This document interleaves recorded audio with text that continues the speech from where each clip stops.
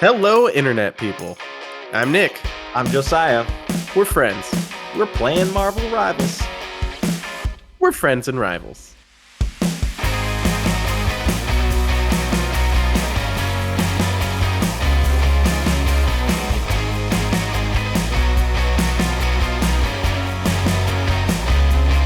Hello, everyone. We are back for episode 13 this week, and we have got. Yes. We, we have got another wide array of news and updates and multiple Yeah, we patches. do. We're going to be doing our first character tier list. We haven't done that on this yet. So, show mercy. And along the same lines, I'm going to be surprising Josiah with a game I've created for us to play on the Ooh, podcast for time I to love time. surprises. Yeah, I think you're going to like this one. And no hero spotlight this week, as we've got a lot, like seriously, a lot of news and patches to cover. So we're not going to have the time. But we do have a special combined segment of Mailbag Take of the Week. Aw, yeah. Dude, who needs Reddit when you got freaking Friends and Rivals Gmail? You know what I'm saying? We got a novel a while Yeah. back, and we've been trying to figure out how to fit it in because it's a really good Yeah. email, but it's not really a question, and it is quite long.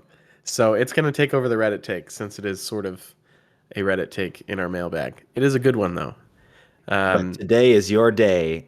Full name, Gmail address, name redacted. yes, you know who you are. Uh, Josiah, how you doing?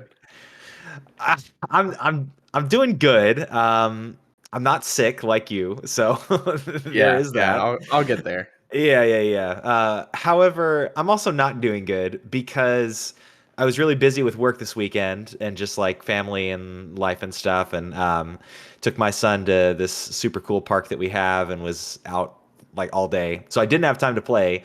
And then I get off work late Sunday night. I get home and I'm like, all right, I got to get a little bit of this brain blast in. Got to start grinding for my big head emote. And I hop on and I go to matchmake and I'm like, wait, it's still Sunday. Like, where's the brain blast? And I missed it by freaking 2 hours. It ended at Dude, 8 p.m. And I'm like, oh my gosh. I got off work at 10:30, got home like right at 11, and immediately jumped on thinking that I still had at least an hour to play. And I yeah, was like, bruh. dude, It that stinks. I don't even just letting my American ignorance here. What is UTC? Do Yeah, you so it's know? it's um I forget exactly what it stands for, but it's some like universal time code or universal time Mm, zone code or something like that. It's gosh, I think it's somewhere in Scotland. Like the line goes oh, over Scotland. I don't quote me on that, but it's somewhere like of course. mid-Europe that Okay. someone there, of course, decided Yeah, that yeah, naturally. that's where time starts. So basically, most computer systems in the world use UTC as Yeah, I like the default time zone to like base everything off of, if that makes okay, sense. okay. Yeah, I feel like I only ever see it come up with like tech related things. Yeah, And yeah, and yeah. I've just for some reason I've just like my brain just auto corrects it out of the sentence and I never have wondered what it was until I missed this one.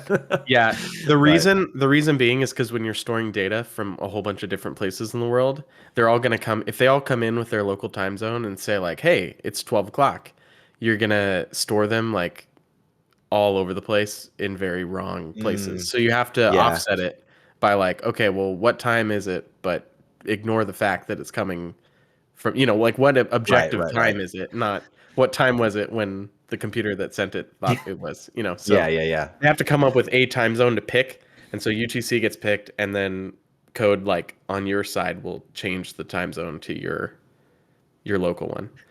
But yeah. This listeners has been Time Zone TED Talk with Nick and We're Josiah. gonna we're gonna have a few programming related dev Yeah. talks this week because of the patch notes. But Yeah, other yeah. than being sick and whatnot, how you doing? Well, sick has pretty much covered most of it. It has given me some rivals specific insights though that I wouldn't have gotten if I wasn't sick. Oh, So The first one was I'm pleasantly surprised with how fair the weeklies are. You mentioned this last week that Yeah. you didn't Yeah, have as yeah. much of a problem as you thought you would. Yeah, sure. Um, so I essentially played a whole bunch like one night since this round of weeklies came out, and then got sick and just didn't play for most of the week. Yeah. Um, and I've got tonight and tomorrow to finish them off at the time that we're recording, right? And honestly, it's not going to take very much for me to do that. I got to play like 3 games, like essentially Mhm. just play strategist during those games, and I've got it. Yeah, there you So that go. was pretty cool. The other thing I did was today or yesterday, I don't know. All the days are blending together. I've just been laying in bed. Um, but one of the days that I was laying in bed, my wife came into the room and she was like, you could do some like market research or something for the Rivals podcast Oh my and gosh. play consoles since you're sitting here in front of the TV. Oh, nice. And I was in the middle of like some sort Way of to go, fevered, wife.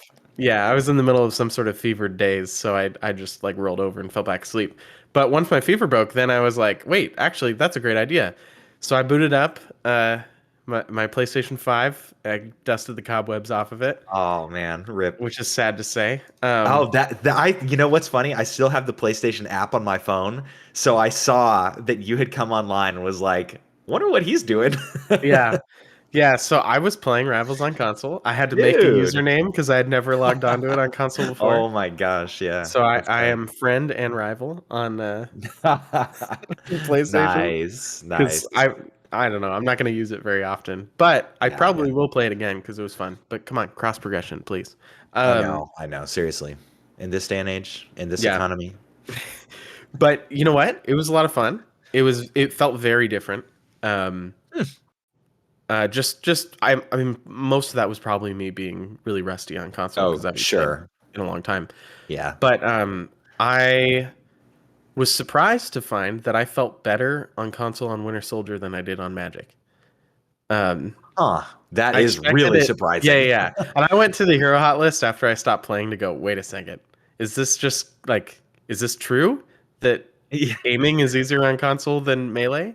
No, Uh, it's not. Magic yeah. is by far the highest win rate on console. Right.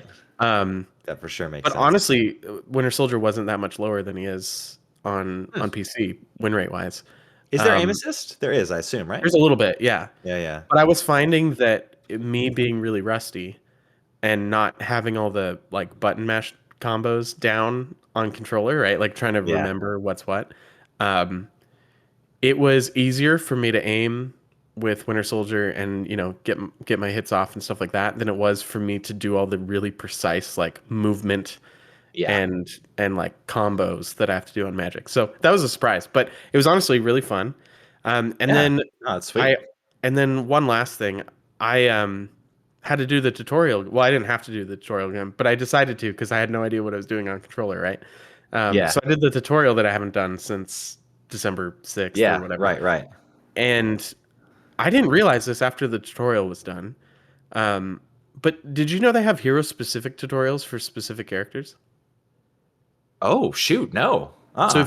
if you go into the practice tab on the like play menu, um, Uh-huh. they Yeah. have hero Yeah. specific tutorials for Magneto, Hulk, Punisher, Black Panther, Iron Man, Mantis, Rocket, and Luna.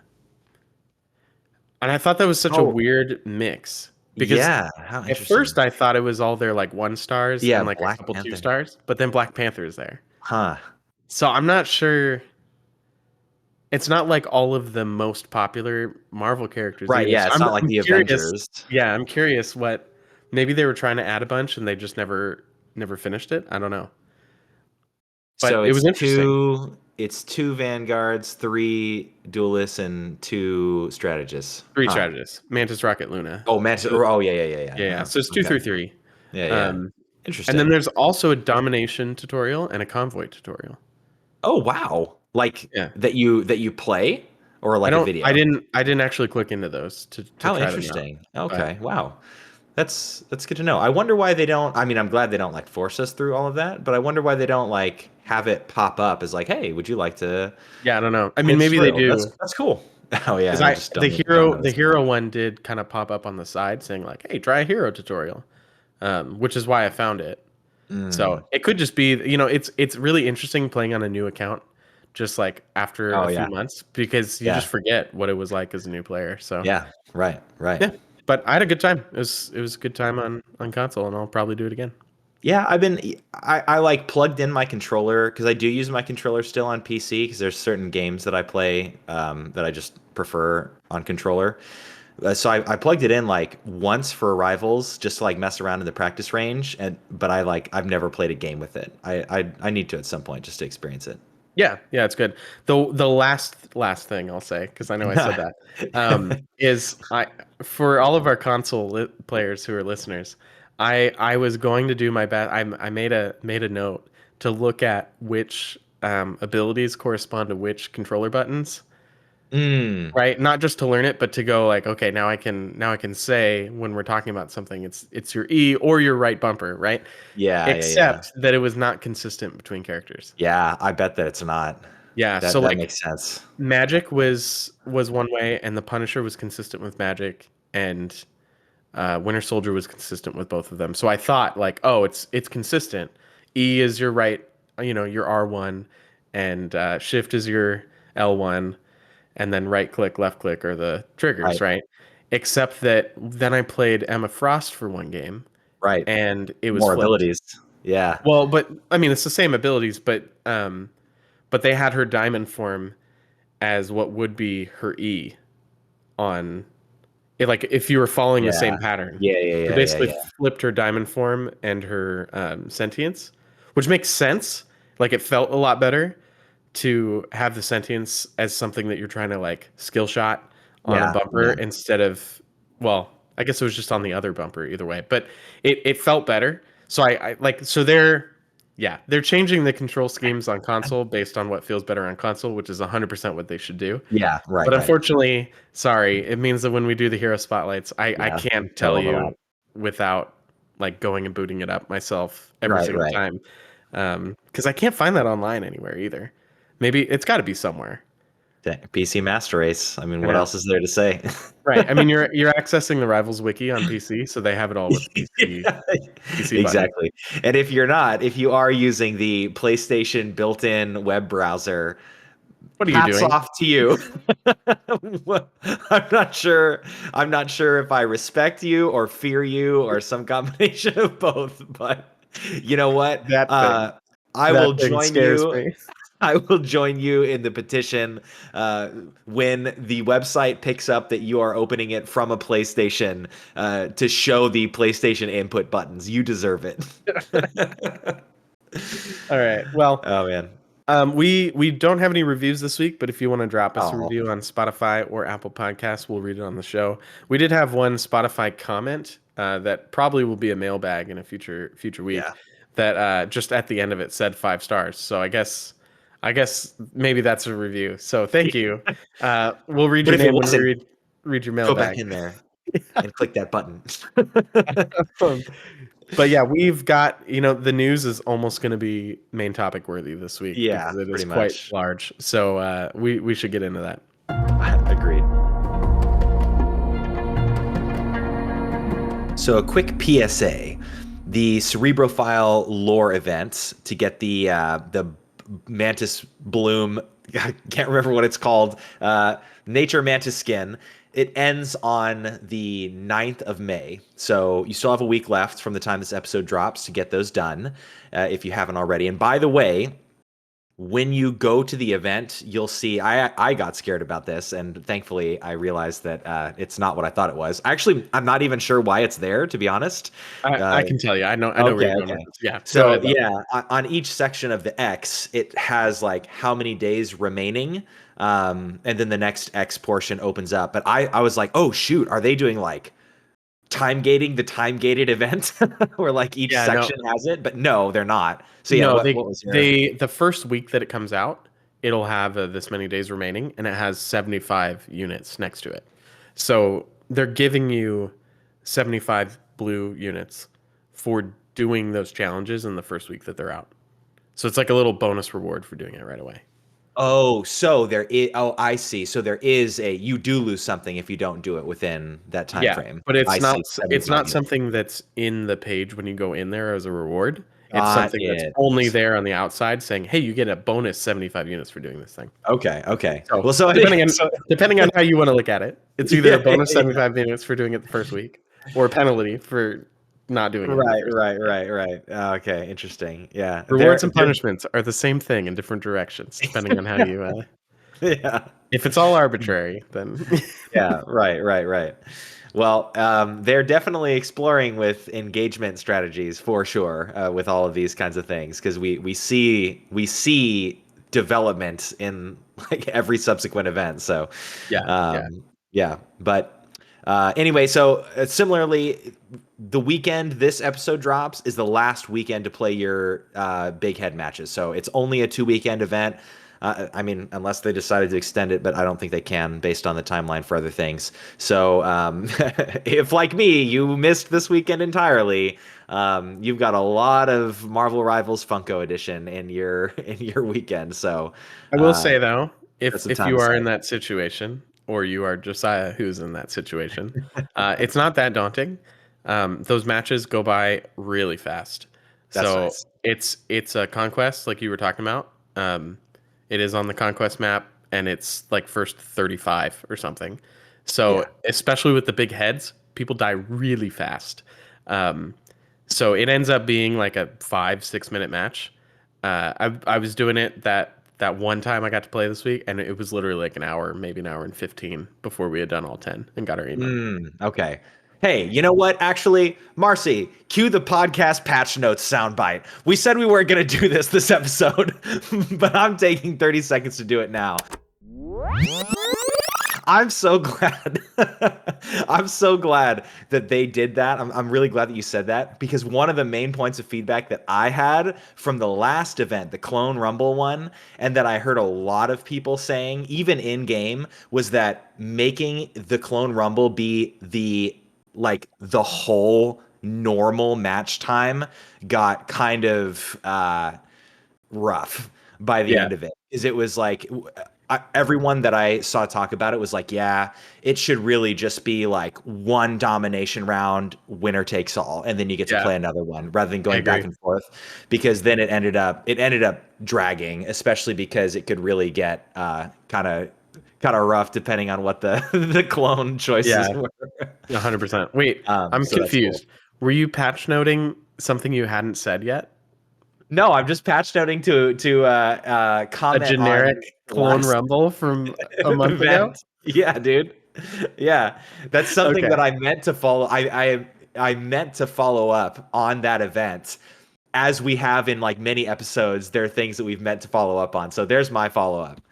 All right. Well, if that's the case, then Thank Marcy, you. hit the podcast patch notes sound Wait, because I wait, want no. one. Why are you the way that you are? All right. I didn't mention this in the previous segment in this episode, so it counts. But uh I played those 10 big head matches and it was a lot of fun. Oh, Um hey, yeah, nice. so Hawkeye I'm sure is very good. There was almost Oh always a man, Hawkeye there. yeah, I am still it's bad gonna at be Hawkeye me. even if someone's head is 10 times its normal size. I can't wait. Um but yeah, I had a bunch of fun. Surprisingly, I had a great success as Magic even, which I thought Hmm. that wasn't going to work at all because melee character, I don't even think she can do headshots normally.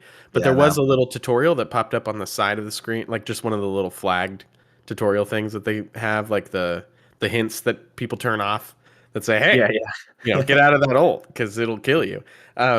They had one pop up in this game mode that said that a lot of abilities that don't normally do critical hits can do critical hits in this mode What? to take More advantage. freaking levers.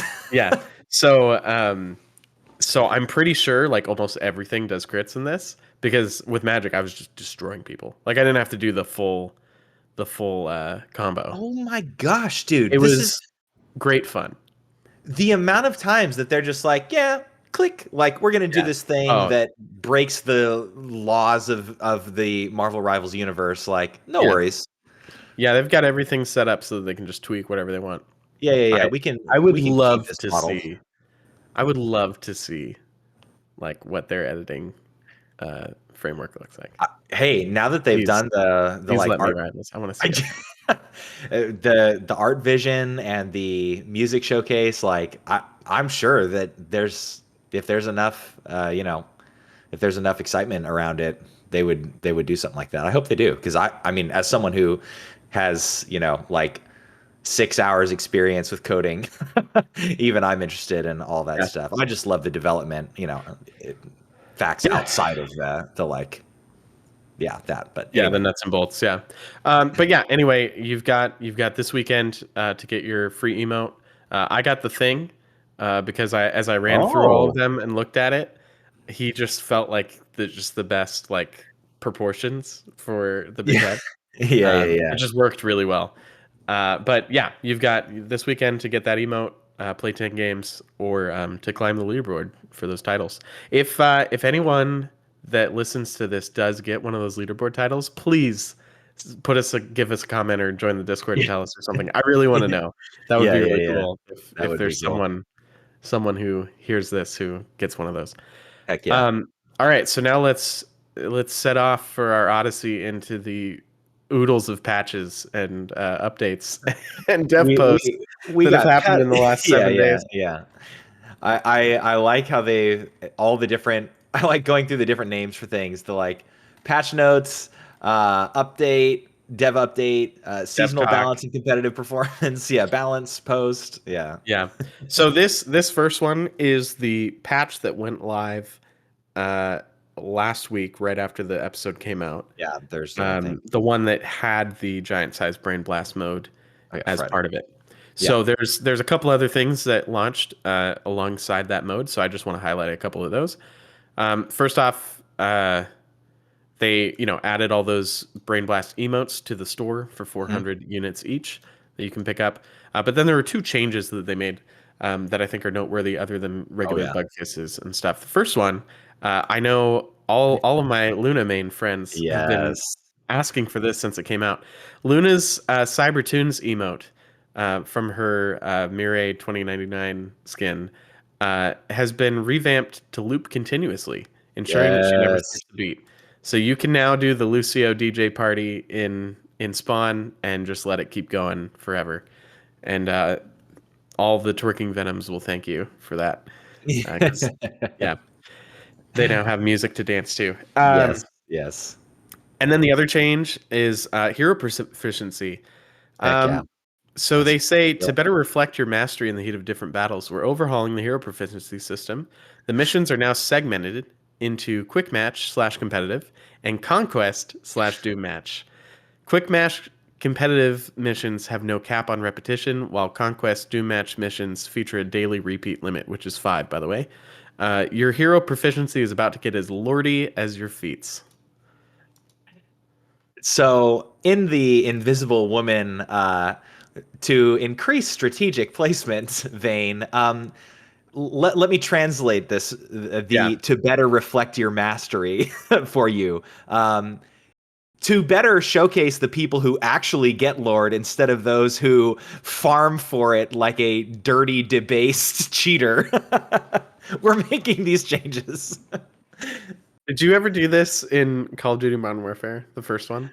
Oh no. Are you gonna Like are the you old one? gonna are you gonna make me a hypocrite right now? No, no, no, no, no. Because people, Are you gonna ask me unlike if what the I internet shipment thinks, grinded? unlike what the internet thinks, people are allowed to grow and change, uh, Yeah, especially over yeah. the course of 15 years. But 100% back in the day, in the original Modern Warfare, it was like Yeah, I got to get gold on every single gun, right? And I'm not yeah. gonna, ever get gold on the Uzi. So shipment I'm with your I'm friend. upset. I'm upset that and listeners know that there is no note about this. This is not planned. I'm upset that you asked that question, and I immediately had a flashback of like proning in the corner of a shipment container for the I'm not original talking about Modern that. I'm talking Warfare. about the kill trading in shipment, where it was just you and a Oh friend would go into an empty server and just kill trade. no, I never did that. I No, never no, did playing that. legit shipment matches. Like that's still actually playing the Wait. game. Well, but it came from like the like shipment 24/7 used to be like, all right, now it's my turn to like lay in the corner and Oh, shoot not on everybody. the ones I played on. But Oh yeah. 100%, I did go in with a friend, to get my shotgun Nice. ones or whatever. Nice. Whichever one. It was, I think it was shotgun headshots. So it was like that's not happening. Dude, was that a D what's his name? His username. D Don't- or don't- I guess don't dox him. I'm sure that's not it anymore, but I know you're talking about, yeah. Anyway, I've grown as a person, blah blah blah, whatever it is that you're supposed to say when the internet finds out you're not Yep. perfect. I had a Um, fun moment this last week though, where I was playing Doom matches just to like mess around, and there were a bunch of people in the corner of one of the maps, and I walked up, and they kind of like stopped and turned and faced me and went back and started like shooting each other again. I'm like, "What's going on over here, guys?" And they're like, "Don't worry about it." Yeah. So, if you've ever been in a game where someone flashed 20 Lord icons before starting the game and then tried to talk about how good they are, chances are they probably just played a whole bunch of Doom Match and did that. If they flashed one Lord icon and then were actually good as that character, they probably actually did it. Uh, Yeah, yeah, yeah. Now we're gonna have a lot more people who fall into that second camp. So Right, that's right. good. Yep. And then, they have a bunch of hero bug fixes and stuff. Nothing today that I'm going to highlight, but we do have fixed several terrain issues that could Yep. cause characters to sometimes become stuck or clip into strange areas. And I would like to throw something out here that I don't think you've seen, Josiah. Oh no. In our Discord, we had someone join the day that this patch notes dropped, and Oh. he said when he joined, he said, "Am I gonna say that I saw this in the patch notes today, and it was what inspired me to finally join the Discord? Maybe." And then he posted this. Yay. So, Mr. Oh Zach, man. welcome to the Discord, and thank you for That's seeing awesome. this and thinking of us. I love that. I would also like to say I'm very sad that I never saw the bug fix one for the heroes about Emma Frost Diamond Dynamite fixed a glitch where her carbon crush would sometimes catapult foes off the map Or underground. underground. So you just get choke slammed and she pushes you through the earth and off the map. That That's incredible. that's broken. Please nerf. Oh man. All Also, right. please nerf PlayStation Plus subscribers because they're getting a really freaking cool Squirrel Girl bundle in the shop. Um, Yeah, it's like her they retro looking one. yeah, it's like her pinup skin, which is super cool. They get the skin, they get the spray, the emote, the The whole placard, bundle. yeah, and some chrono tokens to go with it. At first, when I scrolled past the image, I was like, "Oh, sweet! It's the next. Is this the next like mini mac and cheeks bundle?" But Nope. no, Just the I'm Squirrel sure Girl we'll skin see. from launch that Yeah, that's okay though. they're now getting for free. Yeah, Hey, yeah. I'm one of them now, so I should Oh go yeah, on and dang it. Yeah, get now you got that to for my be level 3 account. right, right. I do hope they bring in more of that though. Those mini battle passes, super cool. Yeah. Oh man, all right, Well, Nick, you get the fun part. speaking of skins and promos, we had one this Speaking of weekend it again, again, again, again. again. Yeah, we had a streamer event this weekend that probably included the most painful promo I've seen of all time from an MCU related thing. They had Sebastian Stan Oh uh, man. clearly at the end of a very long day of filming promos on a press tour, with no context for what Rivals was, or maybe even what Twitch was. Yeah, Uh, or maybe even what a video game is. I have to say, hey chat, and also Yeah, have hey to chat. say, Armed and Dangerous again, again, again, in pretty much less enthusiasm than I just gave it. It's worth a watch if you know, enjoy cringing. Um, But if you don't, allow me to warn you. Nick, I texted you about this, and I wasn't even joking. I watched it before I went to bed, and when I woke up the next day, I thought about it again, and I was like still cringing in the I morning. It know. was so uncomfortable. It hurt so bad because I like him so much as an actor. Yes, And so yeah, I was like, "Oh, cool, he's doing a Rivals related thing." And then it was like, "Oh no. Oh no. This is like he cares about this so little that now yeah, like yeah. it's worse. It's worse than if he had never like I would have rather someone come up to him and interviewed him and said, "Hey, have you heard of Marvel Rivals?" And he goes, "What?" Like I would have much rather had that than had this promo exist. Yeah. That being said, they advertised a Thunderbolts skin for Winter Soldier in this Yeah. promo, which is why he was doing it. And So, the son skin's of a pretty cool. Twitch. Yeah, there you go. There you go. Son of the Twitch from last week asking about Thunderbolts related stuff. You got your wish. I guess, except it might have been a nightmare.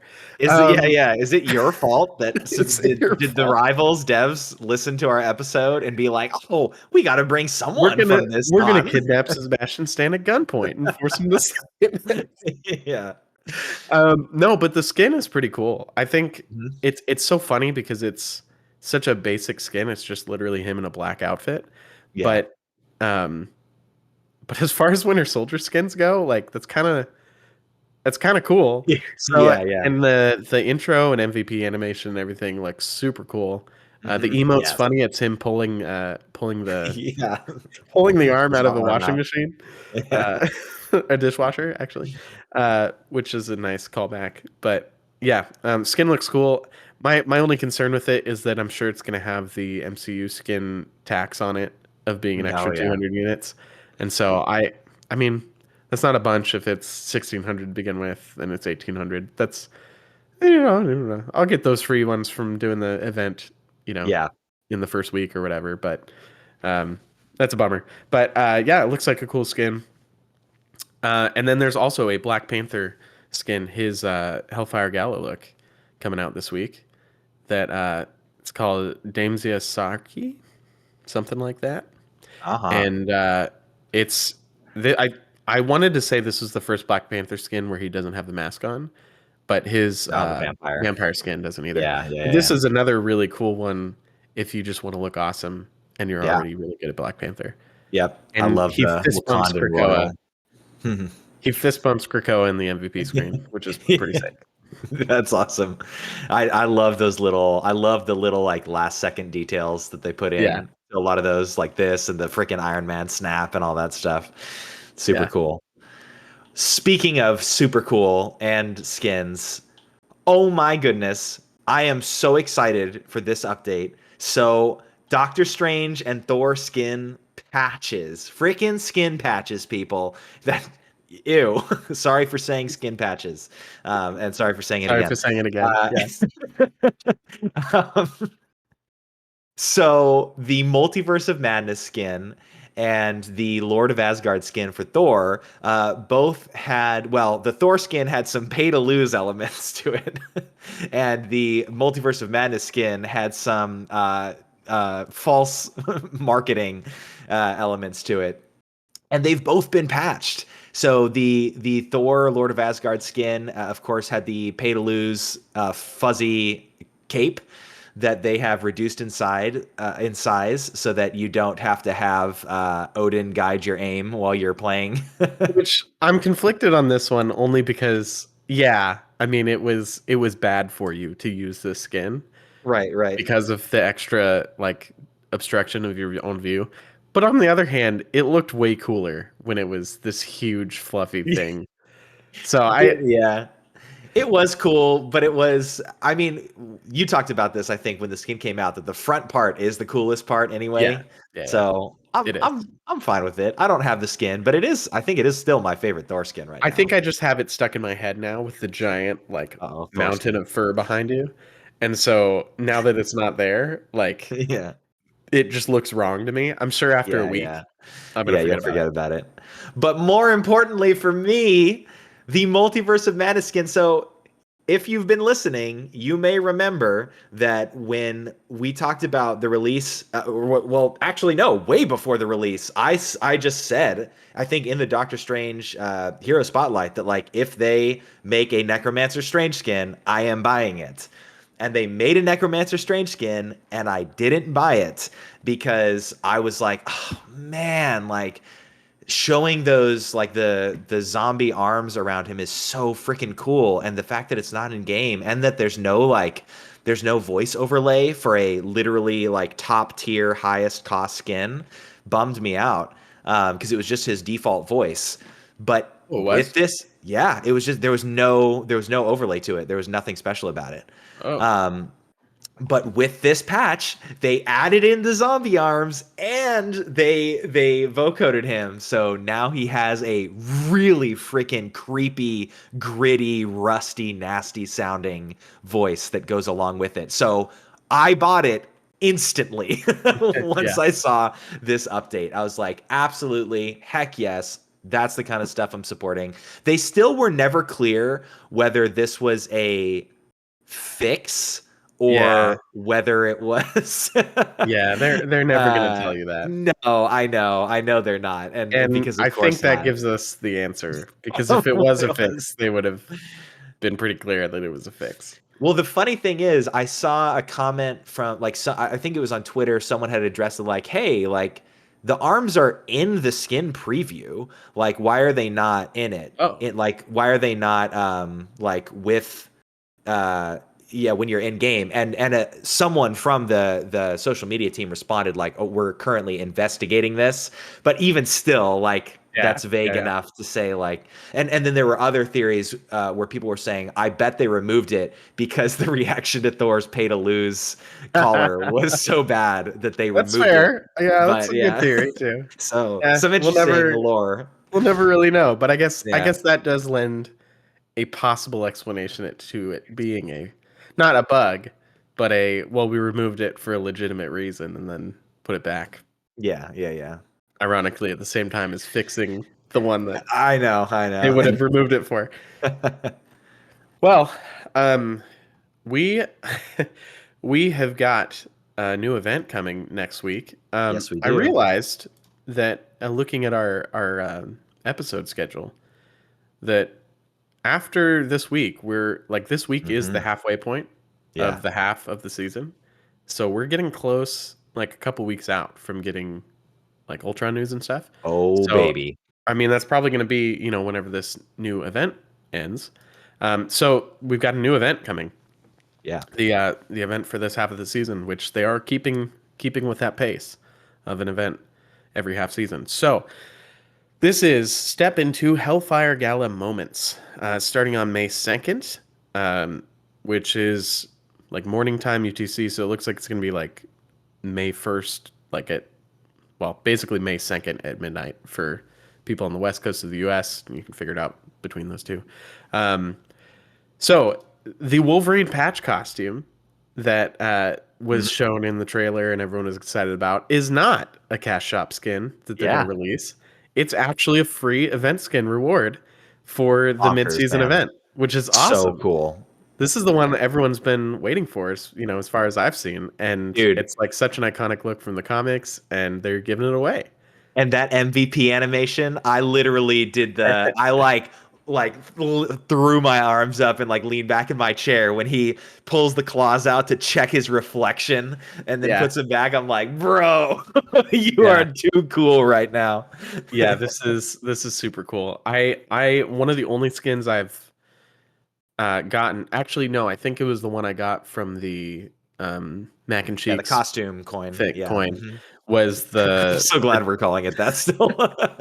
Deadpool and Wolverine, Of and course. I've been using that Amazing. because it's the Yeah. best Wolverine skin. But now I'm like I'm gonna have to put them on a rotation, switch every time I play. Yeah. Because I'm not ready to give that one up, but this is all like probably objectively the best Wolverine skin now too. So anyway, enough about the skin. So the event itself actually looks pretty cool. It's broken up into Yes. three parts, each of them pretty unique from what we've seen so far. Um, I will note that there is no. It doesn't seem like there's a new game mode for this event, unlike the ones that we've had in the other seasons. Um, so this might be a little bit of an answer to what we were talking about, and honestly, a very fair, realistic answer to what we've been Mhm. talking about previously with events, which is, are they really going to do a new game mode every single time? However, Yeah. we're also having the big head game Yeah. mode, Right. which is kind of how they did Clone Rumble last time, which was like a shorter, just on the weekends thing. So it yeah, I guess they're still actually already gave us a game mode this half season. So And they're kind of never just mind. Forget that. with the Cerebro lore event that we're doing right now. Normally in the seasons, it's just been like one thing like that has persisted the entire time. So this is still just them giving like more content and more skin rewards because Yeah, so there's two instead of one. it's almost like they took the like the Rocket League one, the Lunar New Year event, where they had the gallery card that you could get and all the reward events. Yeah. It's like they separated that out from the game mode. Yeah. Right. Where like Right. this is all the reward stuff, which actually is what they did last time too. Now that I think about it, they did Clone Rumble in the first half, and then they did the board game in the second half. Well, but Which Clone Rumble was tied into the board game. This is the it first was. time that This is the first time it's it been is. completely separate. Yeah, they've really been like throwing, just seeing what sticks, like throwing Yeah. darts at the wall when it comes to this stuff. And I'm cool with that. I think it's really interesting. I'm sure that they are very closely measuring engagement and consistency Yeah. with these kinds of things. It may be too because this season, this half of the season has such a strong identity when it comes to the Yeah. story of Right, like the right. Hellfire Gala, and the big head thing is not going to fit into that at all. But they wanted to do that mode, right? And that's Yeah. going to have the big head emotes as the rewards and stuff like. So it kind of makes sense to separate these two out. But Actually, in the unreleased version of Hellfire Gala, yeah, volume yeah, 872. yeah, Yeah, the big head was a Modok cameo. shows up, and they could have done that. They could have done the bobblehead That event would as have like been a great. Modok thing. That would have been cool. Holy Anyway, crap! Shadow drop Modoc at the end of the big head event. anyway, we should probably talk about this event, or this episode really will be super long. So the event is split up into three things that you have to do. So the first part, according to the trailer, you have to do all three of these to get the patch skin. The first one says it's called Island Attractions, and it says to explore Krakoa, follow mission objectives to explore Krakoa together and unlock attractions. Not sure what it is, but it shows screenshots of a place I think split between the three domination maps in the Krakoa map. I think there's one for each. I'm not sure if the third one is the Cerebro one. That's the one I'm having a hard time Hmm. finding here, but maybe it's two on one of them. In any case, I think this is going to be like a run to a specific spot in the level and get this. I'm not sure. It's not clear exactly what it is, but it shows places and says to explore. So, and there is a battle pass reward for finishing that segment. And then the second part, this is really interesting, is Hellfire Yeah. Trading Company gifts. Hmm. It says clear challenge missions to collect chips, I think coins. It Yeah. doesn't really say what they're called. And says and draw gifts from the Hellfire Trading Company. There are 8 tickets on here shown, and unfortunately in the video they don't show us. There's a rewards Right. preview thing that you can click to see what you can get from it. They don't show us that, but they do show them opening one and getting Emma Frost emote where she grabs Cerebro and puts it on.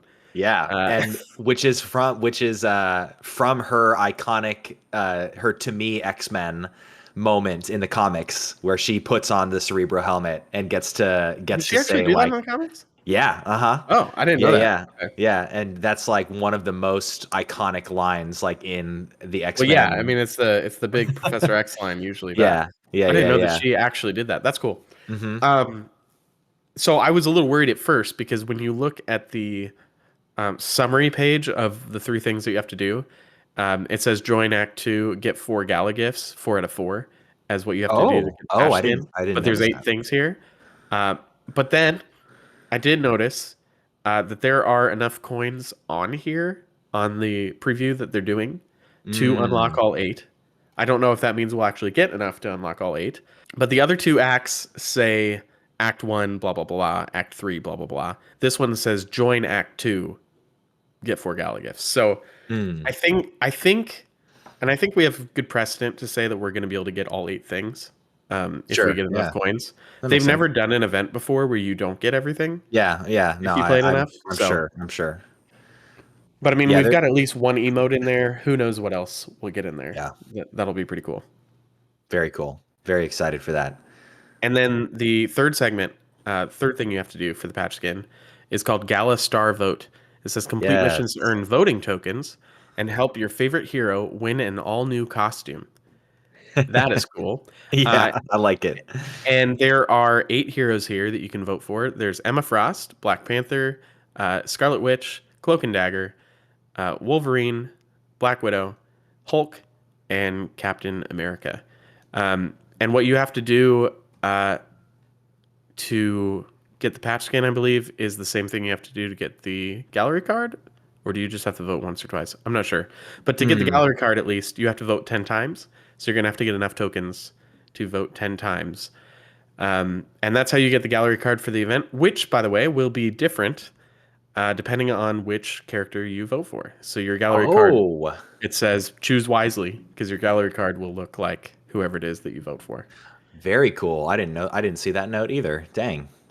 Who do you Who, think? yeah, yeah, Yeah, are yeah. you about to ask me the same question? Who do you Yeah, think's I gonna think win? so. I mean, I think it's either going to be Wolverine or Emma Frost. um, I I think my money's on Wolverine though. Okay. I think if people don't metagame it, I could see that because I think the Wolverine skin probably is the like best dressed out of all of those, like is the coolest. I think if people metagame it though, I think Cloak and Dagger or Emma Frost are gonna win from the legion of fans that want them to get new skins, if that makes Yeah, sense. yeah, yeah, Um, yeah. My personal vote though, and I think this is going to be a hot take for you specifically because I think you mentioned this as one of the ones you don't like in this battle pass. I love the Black Widow skin. I think Black Widow has my vote for like, uh, just so cool with the theme of like it ties into who she is specifically with the like spider motifs and then is also very like high fashion French like yeah, runway ready like showcase. I really really like it. I guess if I was voting in universe of like what is the best skin out of these ones that they put out, I would probably say Wolverine. That's probably where Yeah. I would go. But if I'm metagaming, which I will be because that's how I think, I'm gonna be picking a No. character that doesn't have a lot of skins already, so that we can get a free skin for them. If that makes sense. I don't know if it. I think it might just be that they will develop one. It doesn't say that they're gonna be free, but by my count, that would be Emma Frost or Cloak and Dagger anyway. Yeah, yeah, Um, yeah. they're definitely Sure. the ones with the least out of all of these. Yeah, But yeah. actually, I I don't know. am Cloak and Dagger might have caught up now. Well, Cloak and Dagger actually has so they have three paid skins. Right. They have three premium ones. So they have the Battle Pass one, they have the Mob one, and then they have the like Elf Naturey one. Mhm. So yeah, they're up there now. They're up there now. Yeah, they weren't before last season. They didn't like Right. before the Mobster one came out. They only had Yeah, three they only total had skins, yeah, which yeah, was like yeah, the yeah. least out of everyone. Now Emma Frost has three total skins because she's the newest Right. character. Right, So right. Yeah, I definitely anyway, want more Emma Frost. Well, shifting gears, it's time to get into more of the patch notes and stuff. But before we do, I wanna just get through a little bit of the PC Gamer article that came up that is going to tie quite significantly into the patch notes here. So. The article is again another Panic at the Disco length title. Strategists face increased pressure. Marvel Rivals devs fold under pressure from the ongoing support strike to make strategists stronger. A little inflammatory there. I'm not sure they're folding under the also pressure, I was but gonna say also a little completely impossible, but I'll get to that later. yeah, yeah, yeah, yeah, yeah, yeah. Nick will talk about that. So I do love their opening line, though. That is quite. This should have been the title. Hell hath no fury like a strategist scorned. Oh, I thought you Um, were gonna do the subtitle. I like the "We aim to be cautious" proceeds to buff all the strategists. yeah, yeah, yeah. That's good. That's a good one too. Both of those are bangers. So yeah, if you're not on Twitch or you're not just like in the streamer community news center, you may have missed that. Boy, Necros, he He's dropped on his some. villain arc. He is on his villain arc right now. I'm imagining that an apology is probably going to come from this. You'll get to see a really cheesy, insincere YouTube thumbnail or something. Like I just did earlier in this episode. Yeah, yeah, yeah, exactly. Um, but Necros on stream had it in a fit of rage, called strategist players idiots and morons, to quote specifically. And boy, the community did not take that very well, as expected, especially strategists. So there was Reddit a, got its pitchforks out and oh my gosh, its ticket signs. there's some beastly Reddit posts about this. and some really good ones too, honestly. Like there's some really good stuff that came out of this, of strategists being really frustrated. So they developed a strategist strike where all of the strategist mains decided, you know what, we're just not going to play strategist. And oh, go Which, ahead. to be fair, most of the Reddit posts talking about, hey, we need a strike from strategists was not just about a streamer saying something mean on a stream. It Yeah. was about DPS players then like parroting that to strategists Yeah. in a wide swath of games.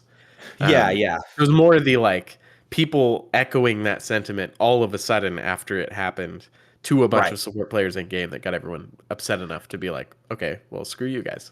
Yeah, I think it was the catalyst, and it's not even. I don't even think I would argue that it's not even the aftermath necessarily. I mean, obviously, this is. I think the Necros thing was like the catalyst, but in general, I mean, GG no heals is a meme for a reason. Like Yeah, people, people are constantly, if they're losing, it's very easy to just slip into that place of like, where are my heals, yeah, things like that. So yeah, there was, as Nick was saying, like there was a lot of people in one of the Reddit posts. They were like, at the end of a game, one of the DPSs just said like Necros was right, or something like to that effect, which is super messed up. So, and there's like a lot going on in the game too. There's the dive meta right now, which is really, really rough for strategists with how things are going. Strategists are getting picked off and aren't able to fight back. And anyway, so all of this blows up, and it it leads into some really significant patch notes that we're going to get to now. Now, Nick, I know that the way this PC Gamer article is phrased, it's like, oh man, like the devs made this change based on the strategist strike. What do right. you have to say about Based that? on Necros's, yeah. So Yeah. the narrative here is really entertaining, and I 100% understand why it becomes a PC Gamer article, like tying all these things together. And as much as I kind of want to believe that is what happened, is the devs heard about all this controversy and saw the support strike and were like, we're going to listen to the supports and made Yeah. these Yeah. changes. There's almost no realistic way, like chronologically speaking, that the balance patch is Nettie's listening to the support strike for very practical reasons. So let me explain. It basically, in order to do this, they have to make all of the changes in the game, right? They have to go through a design team has to sit and look at the issue, and they're not just going to do the first like split second decision that everyone on Reddit is thinking about. They're not just going to, well, I'm going to buff all the strategists. They don't do that. They buff specific strategists in this patch, Yeah. and they touch a couple other things. Now, if this was, you hanging out in your garage making a game, you might be able to do that in 40 minutes and push it out the door. But in especially a big team like the Marvel Rivals team, there's going to be a whole bunch of checkpoints and stoplights and stuff like that along the way to by different teams to make sure that any change that comes out is ready and is good. They Yeah. may have the ability to change these things immediately, but then the balance team is going to have spent the design team is going to spend some time figuring out what it is that they want to do when they decide that there's a problem. Then the balance team is going to have to test it internally for weeks, probably, to get to the point where they feel confident that they're not just about to drop something worse on the meta, right? Yeah. Yeah. Um, Especially with some of the changes that are here. And then after that point, then you have to get through the whole like the new version has to get built, it has to get set up and be ready to be on the servers. The marketing team has to have time to put out the patch notes and set them up for the next week, whenever the next rolling Friday is.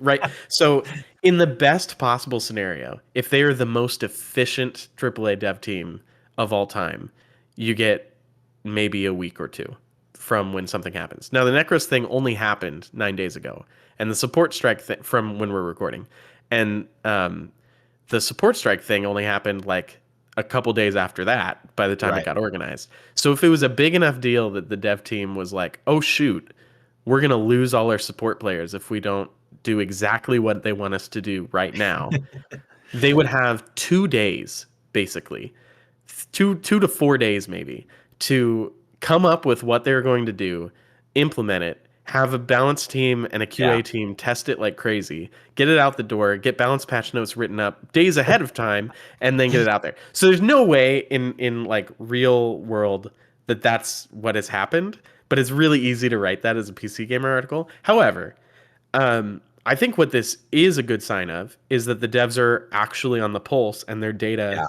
internally Yep. reflects what players Corroborates. are Yeah. understanding Yep. because they are internally looking at they were already planning on doing a mid-season patch, Yeah. right?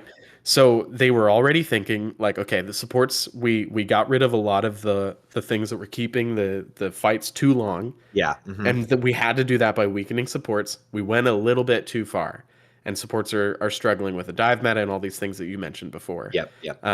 So I think it's only natural that like the community was noticing the same problem that the devs were already noticing, Yeah. and then Necros like thought he was looking at Dropped supports a being bomb. terrible, but was really recognizing that like supports are in a bad place right now, Yeah. and then dropped a bomb on it. What is hilarious though, and puts tinfoil hat back on of like them looking at specifically the Necros thing, is Yeah. that they are nerfing Spider-Man's ult in this balance patch, which would Just be as a like dab. if they really did do that specifically for Necros, it would be just a middle finger right at him. Yeah. But I love but it. but Spider-Man's ult has been a huge problem in this meta. It's one of the Yeah. reasons why strategists have been having such a big problem anyway. So Yeah. that Yeah. was going to happen anyway. I mean, when we get to the balance post and we can talk through it, we can talk Yeah. through like which ones are things that they could have done really quickly. There's some that are just number tweaks that they could have done really quickly. And if they're super reckless and they don't test anything and just throw it out there at us, then it could have been a reaction. Yeah. Or it could Yeah. be one that they pasted on at the end.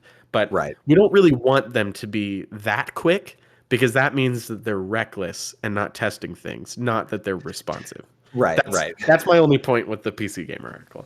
Yeah. I don't want to go too much off of that beautiful monologue, but I'm sorry. no, don't be sorry. You found my I soapbox. Yeah, yeah, yeah. I will say that my money is on the fact that yeah, some of these, if not all of them, were already planned.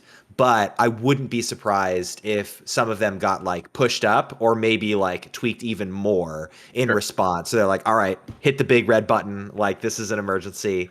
Let's do this. The one other component to that is remember season 1.5 rank update. They flopped that in like less than 24 hours Yeah. from Yeah. Yeah. their and obviously that is way less of like the testing necessary and things like Right. that It's for not these it's kinds not of changing the balance updates. of the Yeah, yeah. game. Yeah. But all that to say, like they can respond to things very quickly, and I'm not. I think you're 100% right. There's absolutely no way they did that like that quickly, but they are freaking they quick boy. Yeah, when we get to the balance patch notes, I'll call out a few support changes specifically that I think are simple enough and minor enough that they could be tokens that they threw out to this issue specifically, knowing that it's not going to break anything.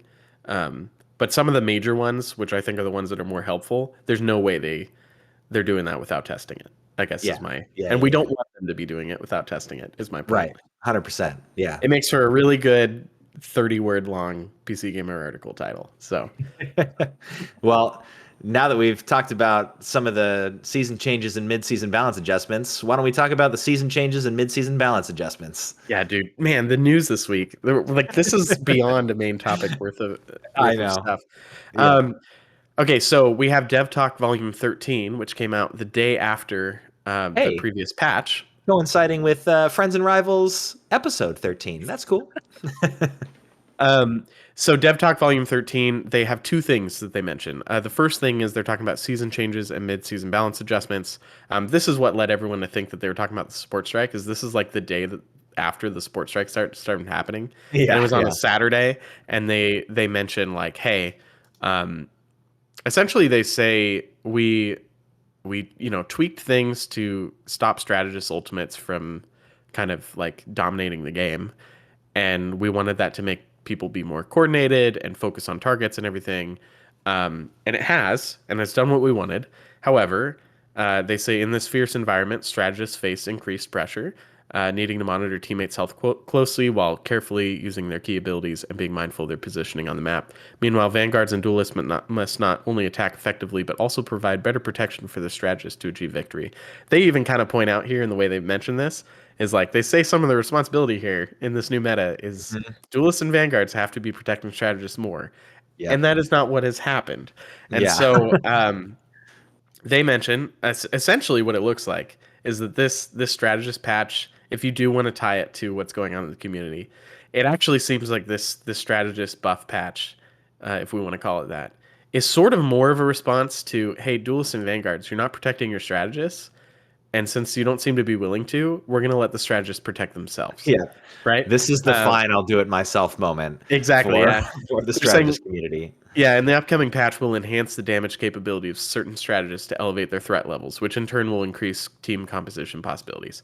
And then they make a couple. They mentioned they're going to make a couple minor adjustments. We don't need to read through all this because we're about to talk about the patch notes in like 5 minutes. Yeah. But Which just a fun little spin-off thing from this. You know what makes me even more happy about this is who are strategists going to be defending themselves from? They're going to be defending themselves from duelists and vanguards. yeah, So the people who are going to feel their wrath of this update, this buff the most, are the people who need to be thinking about strategists anyway on their own yeah, team. yeah, So whether you are engaging with them or defending them, you need to be thinking about strategists this update. yeah. In before Reddit all of a sudden turns into duelists complaining about getting killed by strategists all the time and like what the heck? Yes.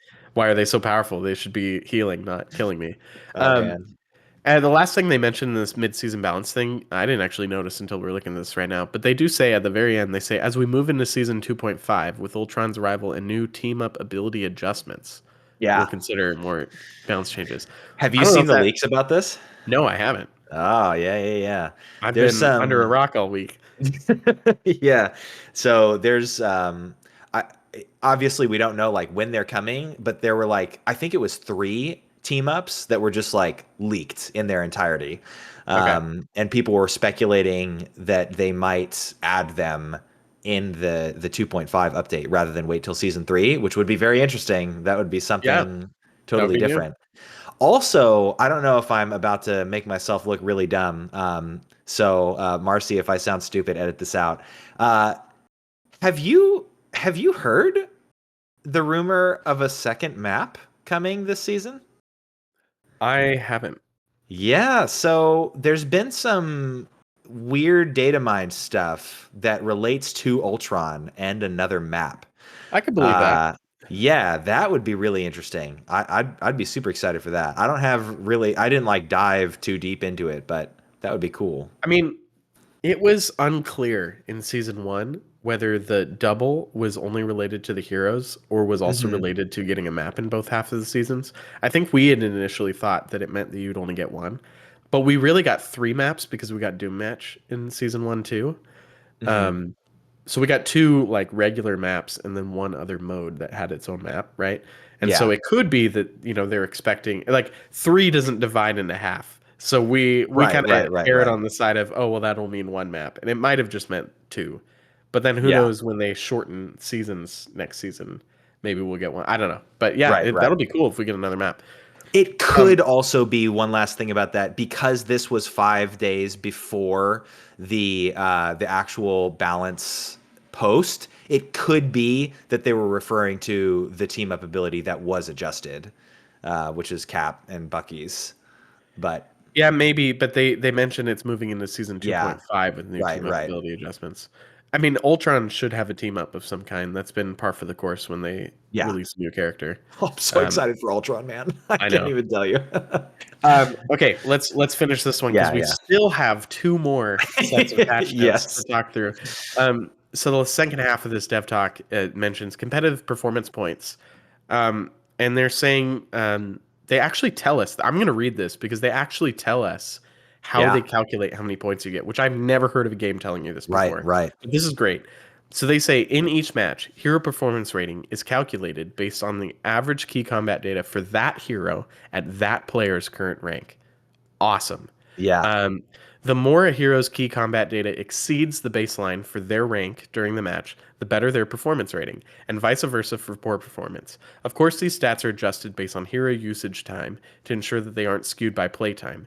If a player uses multiple heroes in a match, performance rating will be weighted according to their usage time. So that's just saying they're going to average it out like amongst how much time you play as each character. So if you play Iron Mhm. Man for a third of the game, they're not going to expect that you got all of Iron Man's stats for an average game. They're going to expect that you Yeah. got Right. a Right. third Right. of Iron Man's stats added up with the other two characters you played, and then Yeah. put that together. Um, That's crazy. then, yeah, then they say, we've noticed that compared to previous seasons, a small number of duelists have a slight advantage in performance rankings in Season 2.0, while some vanguards and strategists face a slight disadvantage. However, most heroes remain balanced in the upcoming patch. We will optimize performance rating calculations based on the latest data to ensure fairness across all heroes, which the new patch they do mention that they have done this.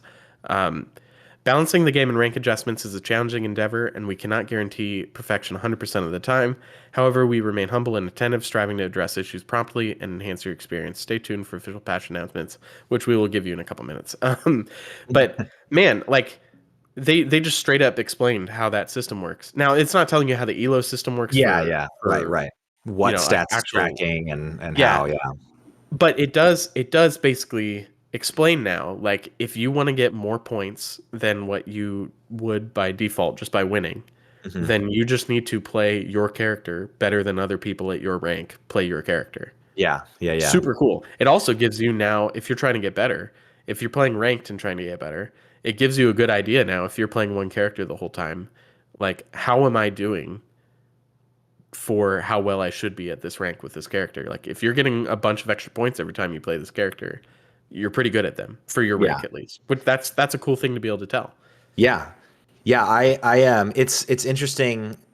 And not that I changed my opinion based on what the community says. I haven't changed my opinion. I've just like been thinking, I think, more nuanced about this. So I was super excited, just period, about the whole competitive performance like balance shifting a little bit to be more performance related. I actually like I haven't seen like any positive feedback about that.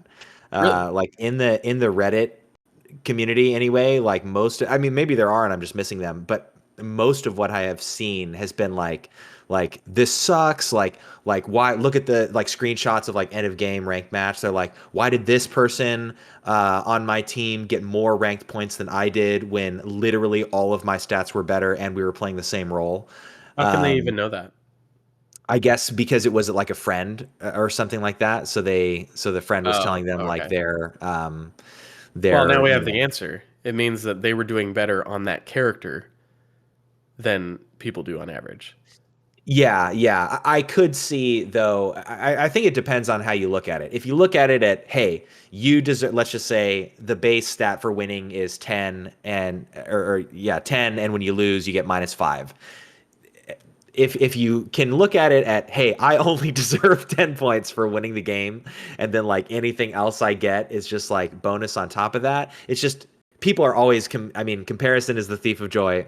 People Yeah. are always going to compare when they can, like when they have those kinds of stats available, whether people are sharing them on the internet or it's their friend or whatever. Like, hey, like, oh my gosh, I got 40 points for this match. Like, what? I only got 20, you know. Yeah, sure. So I think there's some frustration with that. And we mentioned this is why they don't, this is one of the Yeah, reasons anyway why they don't let us see behind the curtain with most of these things, because they don't want you to feel that way. Like right. you don't know how you're not upset with your pay until you find out that your coworker gets paid more than you, kind of thing. So it's complicated. Yeah, I think there are two ways that they could have done this system ultimately at the end of the day, or a hybrid, which maybe is the right option, but whatever. They can either do it the way they do it, which is on individual performance related to other people who play that character. And the weird parts of that are if you play a bad character really, really well, you're going to rank up way faster, right? Yeah. So it seems like if you want to get to a high rank really well, get really good at Widow. Because if her win rate is so low and the average like Widow is doing really, really badly, you're going to get a whole bunch of points on this system. Holy crap. Now we Um, have to do another analysis section for the hero hot list after this yeah, right. season. um, that's probably the downside to this system is doing it based Yeah. on individual stuff. It means that like you might be really really good at getting a whole bunch of kills on your duelist character, but not actually contributing to your team in a way that's Yeah. useful Right. and rank up faster for that. However, the other way that they could have done it has been based on who does the best on the team, and then that's really hard to balance between roles. Now all of a sudden there's all sorts of weird math they got to do to figure out how valuable Yeah. is what a Vanguard's doing versus I Yeah. mean, that would have Right. been way too hard to do. And then you've got this problem of like, well, if there's a really good person on my team, but I still did a really good job, like, why do I get less points than them? So Yeah. which is kind of exactly what people are asking anyway when they're looking at individual stuff. But to me, this makes sense as like kind of the way you got to do it. But I totally understand that like as Right. soon as you start comparing, you're gonna be upset. But spoiler alert, as soon as you start comparing about anything, you're gonna be Yeah. upset. Like, And I think that's why I have seen a lot, and I respect this. Like I get it. I don't know that I'm there, but I don't think I am, but I get it. That's why I've seen a lot because of all of that we've been talking about. I've seen a lot of players say like, just make it so that I have to win 10 games to rank up, and every rank I lose, like I lose one. I would hate that compared to I this. did I see love a this lot of, system. yeah, I did see. So the reasons why I saw people were saying that is that a lot of games, I saw people say that a lot of games have tried something like this and all have failed. Like all of the games that tried to do a like merit based or like merit incorporated rank system like did away with it because they just like couldn't find the balance. So I don't know, like I have, that's I'm just like gonna conjecture as far I'm as I'm gonna concerned. press yeah, I'm gonna press X to Yeah, doubt yeah, on that. yeah, Because yeah. almost every competitive game that we have ever played together, everyone on the team ends up getting slightly different rank adjustments as we go. I can't I like can't think of tell it you to be one where it's honest, like but win 3 games and go up, other than like Hearthstone. yeah, I think. But is it that each person on the team gets a different amount? I don't think so. I Yeah, don't think so, 100%. actually. Really? 100%. Huh. I remember when we were playing Siege, there was a difference between what you would get when you would carry us and what I would get. Huh. But it Okay. was Yeah. deserved. Huh. Like I was Yeah. fine with it because it was deserved. Yeah. Yeah. Yeah. Yeah. Yeah.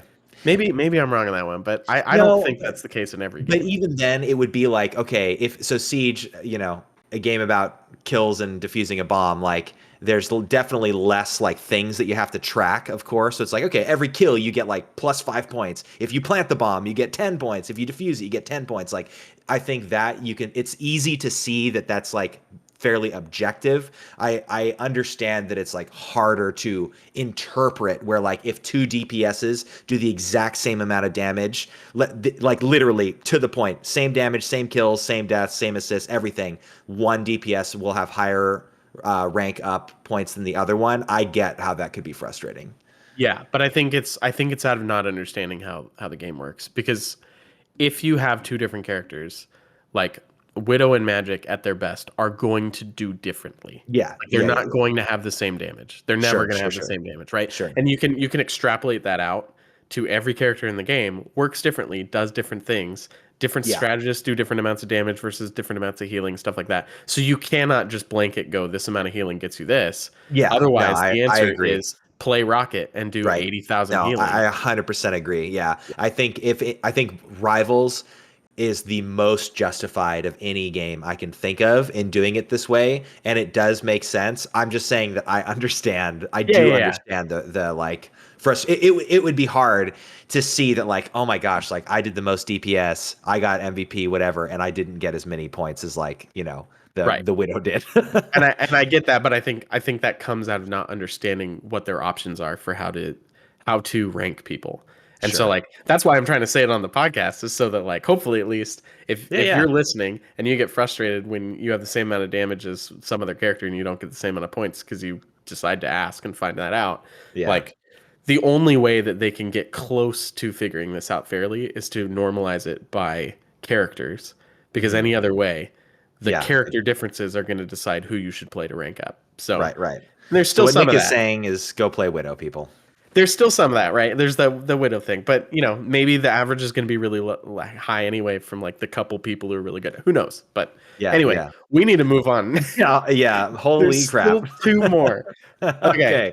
So, the balance post. This is, I don't know what we've been doing this whole time, but this is kind of the meat and potatoes of like what's Yeah, I here. think we So, each I think we each get like one or two comments on each yeah, one. yeah, yeah. Yeah, yeah. I'm cool with that. So, this is the breakdown of all of the heroes that were adjusted, buffs and nerfs. So, starting off with the vanguards, we got Captain America. So, the Sentinel of Liberty will see some reduction to his survivability, reduce base health from 650 to 600.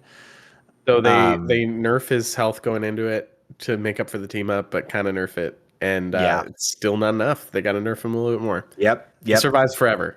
Yeah, Yeah. There was a big Reddit post about the worst thing in the game for me right now is this guy's survivability. yeah. So So I get it.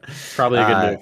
yep. Doctor Strange. Yes. Steven will experience a reduction in the energy cost of his ultimate ability. Then that means that he goes from 3,400 to 3,100. So not huge, but hey, I'm going to take what I can get here. All right. I like this because they're not making him kill people more efficiently again, but they are letting him control the battlefield more, which is part of Yep. his role as a vanguard. So Yep. I like 100%. this change. Speaking of battlefield control, we got Groot up in here. The Floral Colossus ability to isolate enemies and block damage will take a minor hit. So his Ironwood Wall, the big one that gives him the bonus health, its health is reduced from 700 to 600. Yeah, so this ability, I mean, you can correct me as the Doctor Strange main, but I think Doctor Strange's shield is 600. Yeah, Frick. Now you put me on the spot. I don't know what it is. I My think my it's gut wants to say 650 for some reason, but okay. I don't think it's 700 though. So my point still stands that this wall is more survivable than Doctor Strange's shield, and also gives Groot bonus health. And if you do the Groot tech where you like hide it in a corner, it's giving him bonus health forever. But also like it's just a huge thing to just put in front of the enemies and block them out and make them like C9 and a whole bunch of things. This ability is disgusting. So this is probably a fair hit to put so it in line. 600 is still a lot. for some reason, the Marvel Rivals hero page doesn't say. It's just a blank space under like health. However, Google AI result says that it's 800 health. Is Doctor that Strange's true? shield. I'm Well, I'm we'll podcast patch notes this next week. yeah. It no. It's 800 health. I found it. Oh wow. Yeah. Okay. Whoa. All right. Well. Anyway. Well, okay, so my point does not stand that it's more than Doctor Strange's shield. But it is almost Doctor Strange's shield, and then also Yeah. gives you bonus health, and then also Right. isn't tied to being your only thing you can do at the time. Exactly. Yeah. So, Yeah. I mean, this is a Still makes sense. disgusting ability, and as people get better at Groot, yeah, I mean, they're gonna have to touch things like this. All right, now you get 5 sentences less for the rest of the, the balance post. Duelist, Spider-Man, buy Necros, decrease the damage range of his amazing combo from 5 meters to 4 meters. So we already talked about this is all getting a little bit of a nerf there. He doesn't just get to spread his webs Thank all over the goodness. battlefield. Yeah. Winter Soldier. So getting a buff. Yep. Here you go. So getting a combat upgrade, ramping up his threat level and firepower. So adjust the tainted voltage ability to have 2 charge levels while keeping the cooldown time unchanged. That's pretty sick. Yes, it is, and I'm just verifying. Yes, tainted voltage is the ball that you shoot out. Yeah. That's the one that is the most useful on Bucky. Well, I have a Winter Soldier Hero Spotlight coming next week, so we'll talk about it then. Yeah. But Yeah. this is probably the ability on his that I'm waiting for it to come off cooldown the most. So having an extra charge, I mean, I can't even imagine what this is going to Yeah. be like. Speaking of, can't even imagine what it's gonna be like. Boy, I'm gonna be playing a lot of my guy Adam Warlock this after this patch. Holy crap! I'm so excited about this. Adding a new effect to quantum magic. So when a critical hit lands on an enemy, they're reducing the cooldown time of Avatar Lifestream by 1 second. Oh my goodness. So Avatar Lifestream is his chain heal ability. What this means is that all you have to do, I mean, you'd have to land all of them, but hypothetically, if you land his right click all headshots on like an immobilized target or something like that, you have it back instantly. This is because it's only a 6 second Uh, cooldown. His chain heal is only 6 seconds. no, no, no, no, because his right click is not quantum magic. It has its own name. No, his right click is the avatar. It's Cosmic the cluster. no, no. I'm sorry. I didn't mean to say his right click. I'm sorry. His E ability. Right, right, right. Oh, I'm I saying, totally misread that. yeah, You're yeah, I'm saying right. the charged You're up right. version doesn't give you one for every hit. So it's going to be when you left click with him, you get the, Yes, my bad. My bad. My bad. which Okay. gives you a Okay. reason to left click a little bit Yes. more. Yeah. Yeah. Yeah. Yeah, But yeah. okay.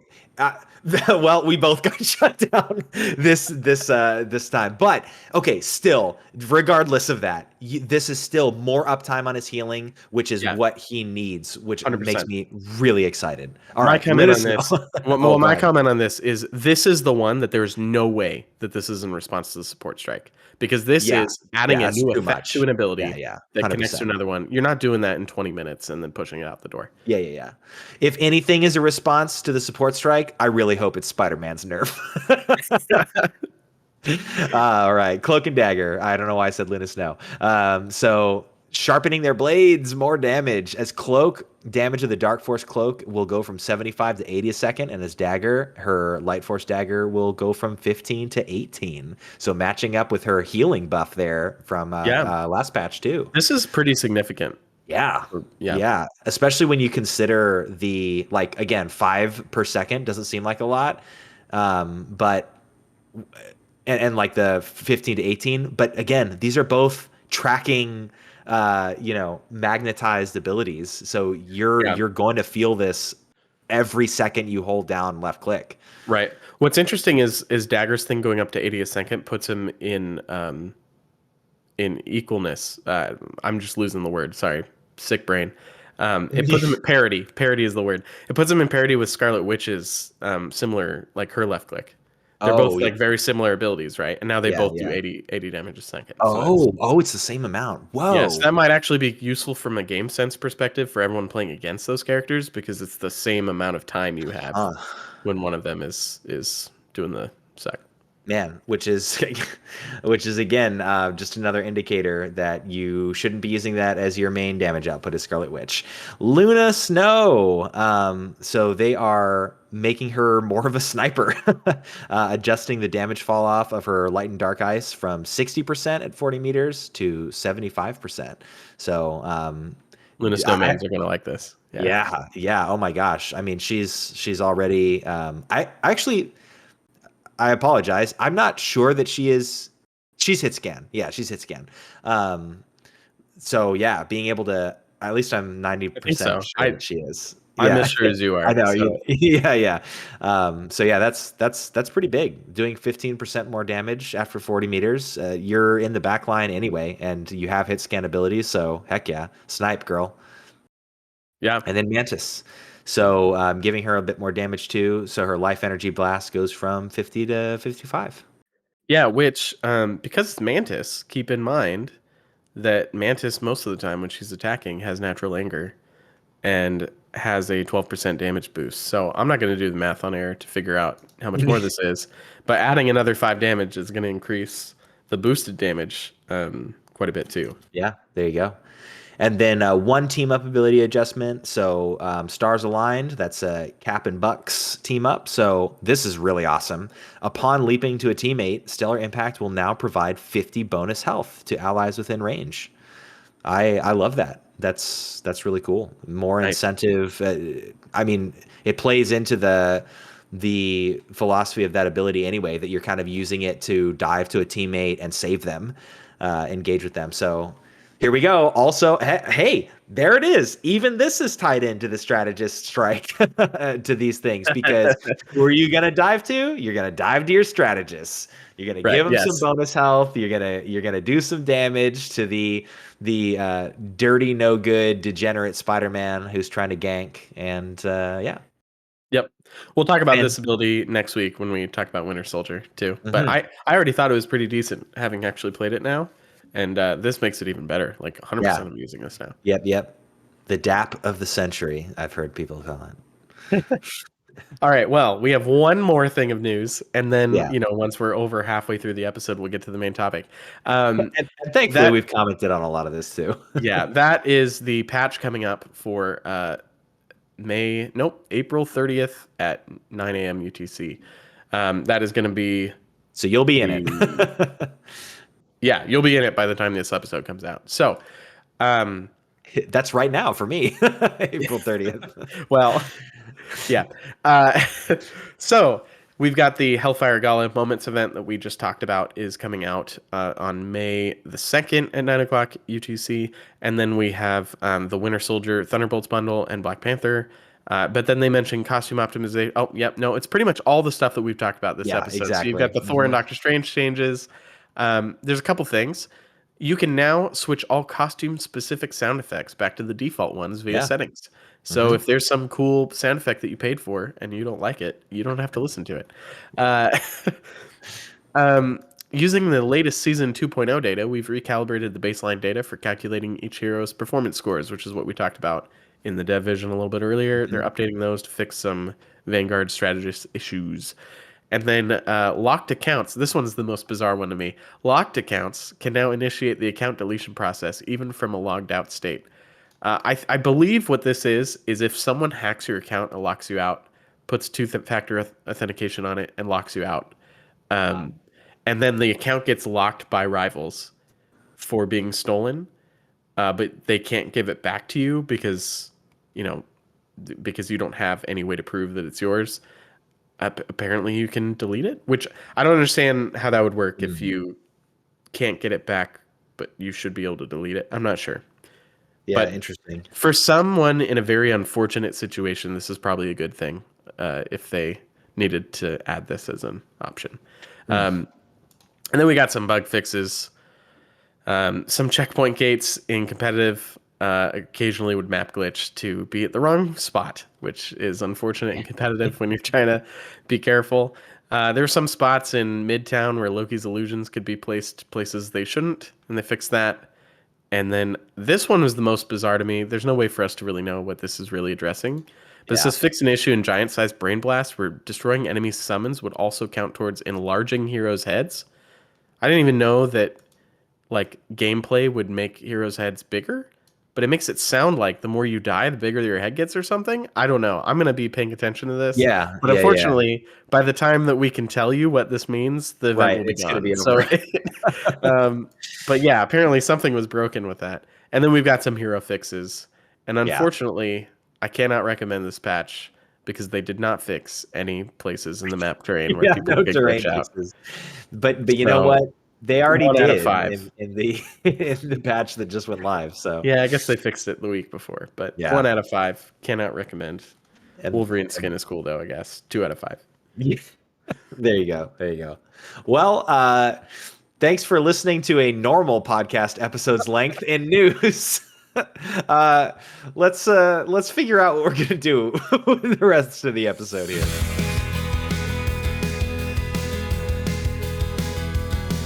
So we've got a tier list for you, but not a sweaty try hard tier list because there might be a time and place for an informed casual tier list, but for this week we just wanted to have a little fun with y'all and make a tier list based off of fun. Woo! So we are ranking all of the heroes in the game based on how much fun we think they are to play.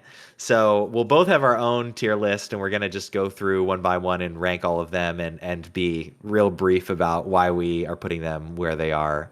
And we're going to go in alphabetical order. So I will go first.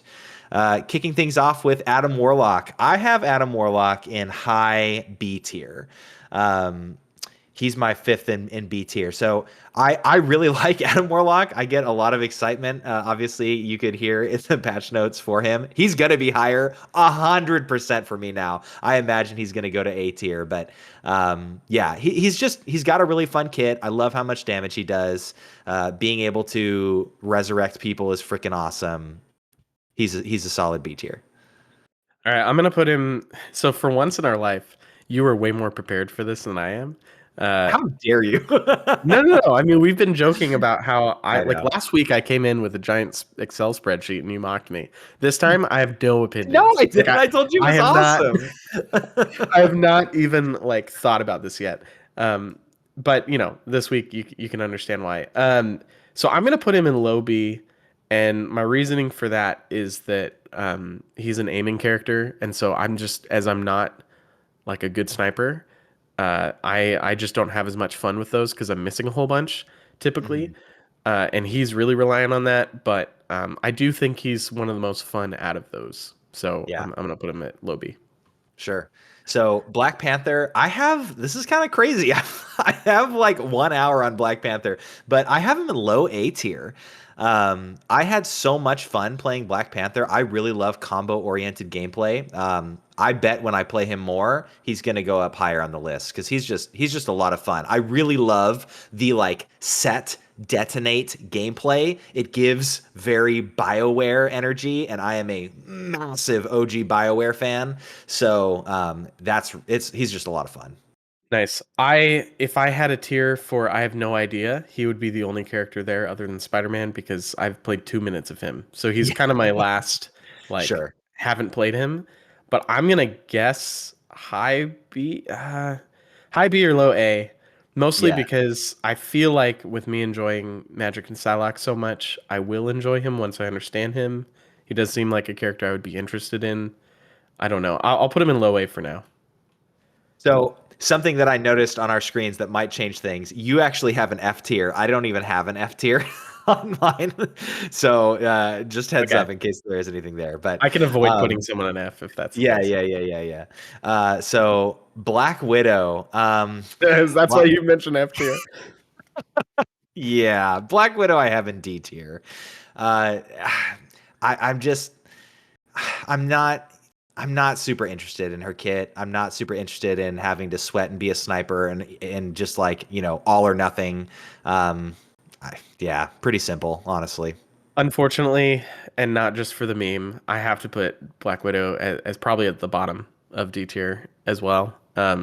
Yeah. Which is sad because I enjoyed playing Widowmaker from time to time in Overwatch. Sure. Um, I like even sniping in though, video games. I like y- COD sniping, you yeah, know? the issue is just in Rivals with so much more flying. Like Overwatch didn't have like permanent flying and stuff like that, and like all the stuff going on. Again, just not a good enough shot to do the sniper things, and Widow doesn't offer anything other than that, unless you get Divin and have to use the other abilities. But not for me. Yeah. I want It's to like her though. I've played her more than a lot of characters that I like a lot more. I, yeah. I want to like her. That's also going to be harsh for me because I have three characters in D tier, and yeah, Black Widow's one of them. But all right, so Hulk, Bruce Banner, I have him as a low B tier. I'm interested in playing more Hulk for sure. There, especially with his movement buffs and his jumping mobility and whatnot. But I'd rather play either of the people that he has a team up for. All So right. there's that. Yeah, oh, man, you're gonna convince me to keep putting them like exactly where you are. Um, because I agree that I would rather play either of his team up partners, but you know what? I'm gonna put him low A. You got him low Okay. B. I got him low A. Yeah, yeah, And yeah. I do have quite a bit of fun playing Hulk from time to time. I'm just not good enough with him yet to really, Right, right. really get there. So next is Captain America. I have Captain America as like low A tier. Um, I I really enjoy playing Cap. I haven't played him a lot, but again, just very active. I enjoy like active brawler play styles, and he is the very active brawler play style. I think he doesn't get to the heights of like upper A or S tier for me because it is hard to like secure kills with him, which is a really satisfying part of playing those brawlers. But he's really fun. All right, and I'll put Cap at high B, so just a little bit lower than Hulk. My reasoning for that is I had my Cap phase maybe like 3 or 4 weeks ago that I'm kind of currently in my Hulk phase of trying to see if he's a Vanguard that Mm, I want to add. And I enjoyed Cap, so I'm putting him in B, not C. I think of C as like neutral, right? So I yeah, enjoyed Cap, but not quite as much as I'm enjoying Hulk. And I think it's just because Cap feels like someone who has to do a lot more work to get the same effect as you do with Hulk. And so that Yeah. work is fun sometimes, don't get me wrong, but yeah. Right, right. Yep. So Cloak and Dagger. This is kicks off the first S tier for me. Um, Cloak and Dagger is like upper mid S tier on my list. I love their play style. I love the form swaps. I love the healing and damage. I love like all of their abilities are very fun and satisfying to use. I think I mentioned and in my hero spotlight with Cloak and Dagger that at the time I thought they were the most fun character in the game to play, and they're definitely still in my like top three for sure. I'm gonna put the man, they would be like A minus B plus. Like I'm not sure whether to put them in the bottom of the A or the top of B. Right now I'm gonna put them bottom of A right below Hulk. I've played a little bit of them after we did the Hero Spotlight, and I had tons of fun on the games I played with them, but I just haven't played them again. So I don't know what that is, but like they're really fun when I play them, but they're not quite in the spot that gets me to play them. So I'm not really sure what's going on there. But Yeah, yeah, yeah. No, I get that. So Doctor Strange for me is top of A tier. So he's still my highest playtime, still my main, not in S tier. I think so he would have been at the time of my hero spotlight, right. but the loss of his wombo combo, um, both in his normal like moment to moment brawling and in his Eye of Agamotto ults, it really dropped down. Just kind of that like crunchy satisfaction of being able to nuke as a Vanguard. But he's still a lot of fun. Like his flow is still the same. You just it takes a little bit longer to kill somebody, or you need your team more to execute anyway. hmm Yeah, I'll put him mid B. I mostly because mid B for me is I have a positive feeling about them, but I'm not like itching to play them. And he's kind of where I end up when I feel like I should be good, and I know like he's generally good, and I have fun moments with portals and stuff like that, but not like over the moon. Yeah, yeah, yeah. Emma Frost. All right, this is it. This is my number one in the game. That she I is just my. dropped her there without even waiting for you to say it. I know, I know, I saw that.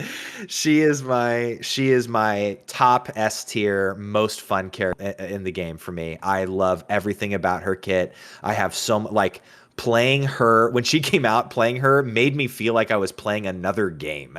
I Nice. mean, like she's just so much fun. I have her at the top of A.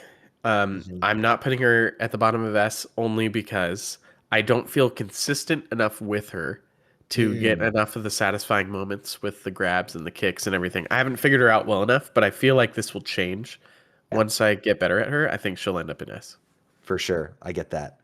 Um, Coming up with Groot. So I have Groot kind of like mid-low B tier for me.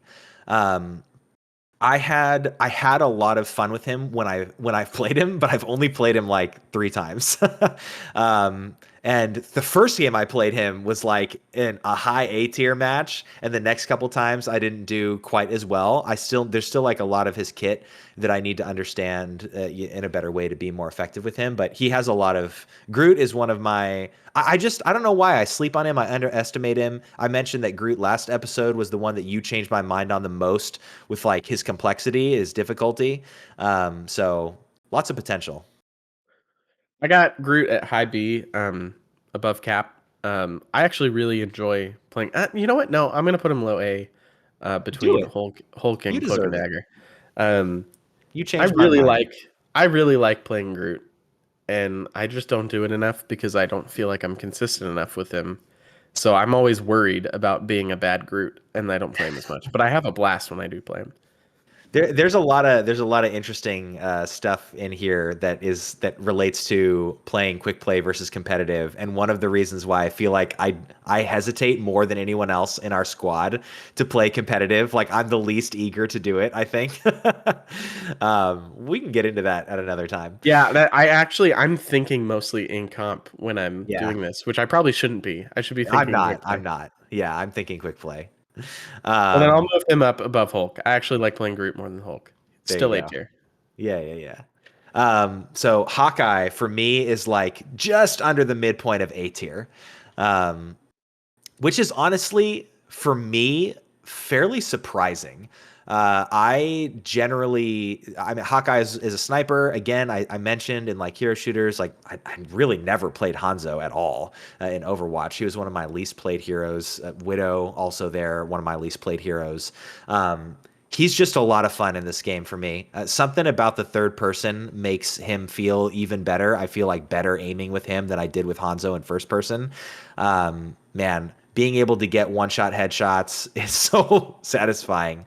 Yeah, he's great. All right, now this is our biggest difference so far.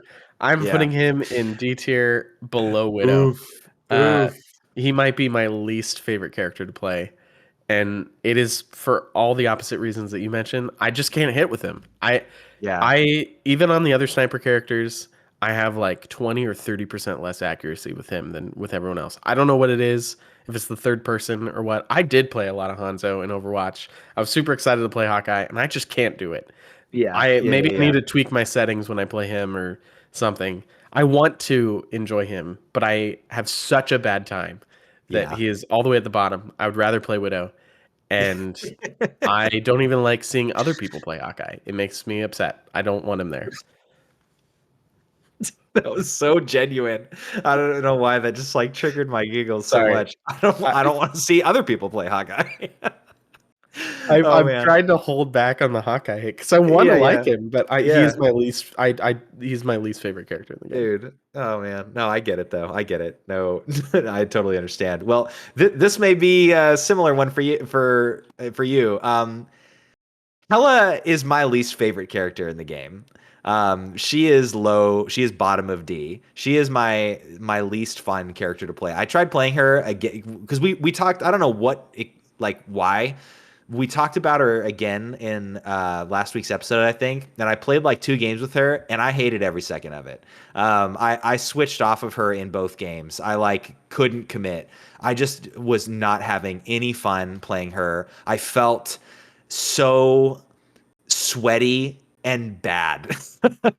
Which again, I don't know how, because she's also can be kind of considered. I mean, she plays like a sniper, just a little Yeah. closer mid range.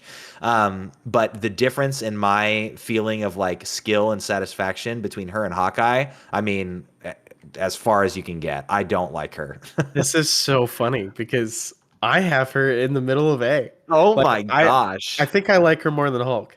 Uh, Whoa. I like her. I feel good on Hela. I enjoy like the CC and flying away and all the yeah, Yeah. I love it. And I know it's very similar to Hawkeye, but I can't do it. I can't do it with Hawkeye, and I really enjoy Hela. Yeah. Yeah. Yeah. Yeah. So Human Torch, I have smack in the middle basically of B. Um, I really like Human Torch's kit. I still think it's really cool. I feel like I don't know why I'm always like apologizing for thinking that Human Torch is cool. I've heard a lot of people say that Human Torch is one of the strongest duelists in the game right now in this current meta. After Uh, the patch. yeah. Hmm. Huh. So I want to play him a lot more. Yeah, I just haven't. But he's really cool. I like him. I man, Human Torch has been quite a roller coaster for me. I'm not even sure where to put him. When he came out, my hype was S tier, and Yeah, yeah, then yeah. I I played him feel a that. little bit, and it was A tier. And then I realized that he wasn't that good, and he probably went to D for a while. Mm, And now, like, I think he's better, but I just haven't been able to get over the bad taste. So I think I have to put him in C because I don't ever play him. Like, I don't ever look at him and go, oh, I want to play Human Torch. But I want to put him at like B or A yeah, because I want to like him again. I think I just haven't given him a chance since he's gotten better. yeah. No, I get that. I get that. Invisible Woman. She's bringing up my S tier. She's the bottom of S tier for me. She's the last one that snuck in there, but she is fantastic to play. Her kit is so much fun. She has so much healing and damage and crowd control potential. She's got the works. Her stealthing ability, both in her passive and her ultimate, are both like so much fun to play around and so powerful. She is, yeah, her and Emma Frost are my top two for like the new hero releases, and Invisible Woman is, yeah, tons of fun. I've got her in S tier too. I can't tell you until we get further along where she falls in S tier. I don't know it yet, No, but she's commit. definitely in S tier. She's one of my most Yeah, played characters for a reason. The crowd control and specifically like movement disruption, pushing, pulling, that kind of crowd yeah, control is probably my favorite thing in video games. yeah, Uh, sure, just sure. period. And so, yeah, she just gives you so much of that while also letting you support your team, while also like almost being a duelist. We'll get to that in our mailbag take. Yeah, Yeah. she's great. Iron Fist. So I have Iron Fist. Here we go. I have Iron Fist in F tier for forget about playing him. I have 0 seconds. Wait, are we um, doing F tier? I've never played him, so I can't really say I have literally no thoughts on how fun it is to play him. But I will say this: Iron Fist is the one character that I haven't played on principle because I hate Iron Fist more than any other hero in the game. All right, I'm gonna I put him bottom of D for you then. I still, to this day, I hate fighting. I would rather one-on-one anyone in the game other than Iron Fist. I'm gonna put him. I'm gonna put him low B, below Adam. I've Okay. only played a little bit of him. I played him a couple weeks ago, so that he would be off my list of people I haven't played. And I had a decent amount of time. I figured that I needed to understand him a little bit better, before I could really have like a full-on opinion, because I wasn't doing super well, but I enjoyed it a little bit. So Yeah, I got to put it over neutral. sure. Iron Man. I have him as just past the midway point of A tier. Iron Man is a lot of fun. I mean, come on. He is Iron Man. He's Tony Stark. He's the rebirth of the Marvel Cinematic Universe. His voice acting is great. His model's great. His playstyle is great. Tons of fun to play. I feel good with him when I play him. Flying is awesome. A for sure. I'll probably put him. Yeah, I'll probably put him like mid to low A tier, right in front of Hulk, right behind Hela. Similar reasons. He's fun. I don't ever. I always have a good time when I play him. I don't Yeah. ever feel like the pull to like, oh, I have to play Iron Man right now, which is Right. Right. where kind of the Hela line is like I have games where I'm like, I want to play Hela. So I Right. guess retconning what I said when we talked about Hulk, I have him a little bit higher than. No. I said Yeah. Yeah. Yeah. his team Yeah. up members are higher than him. So never mind. We're Yeah. good. Right. Right. Jeff the Land Shark. He's an S tier for me, baby. He's right above Invisible Woman. His you know his popularity may have fallen off from the early days of Marvel Rivals, but I have not forgotten. And though I mean, switching to comp, I've never once played him in comp. Jeff's kit is just a lot of fun. Lots of mobility, crazy damage potential if you want to go there.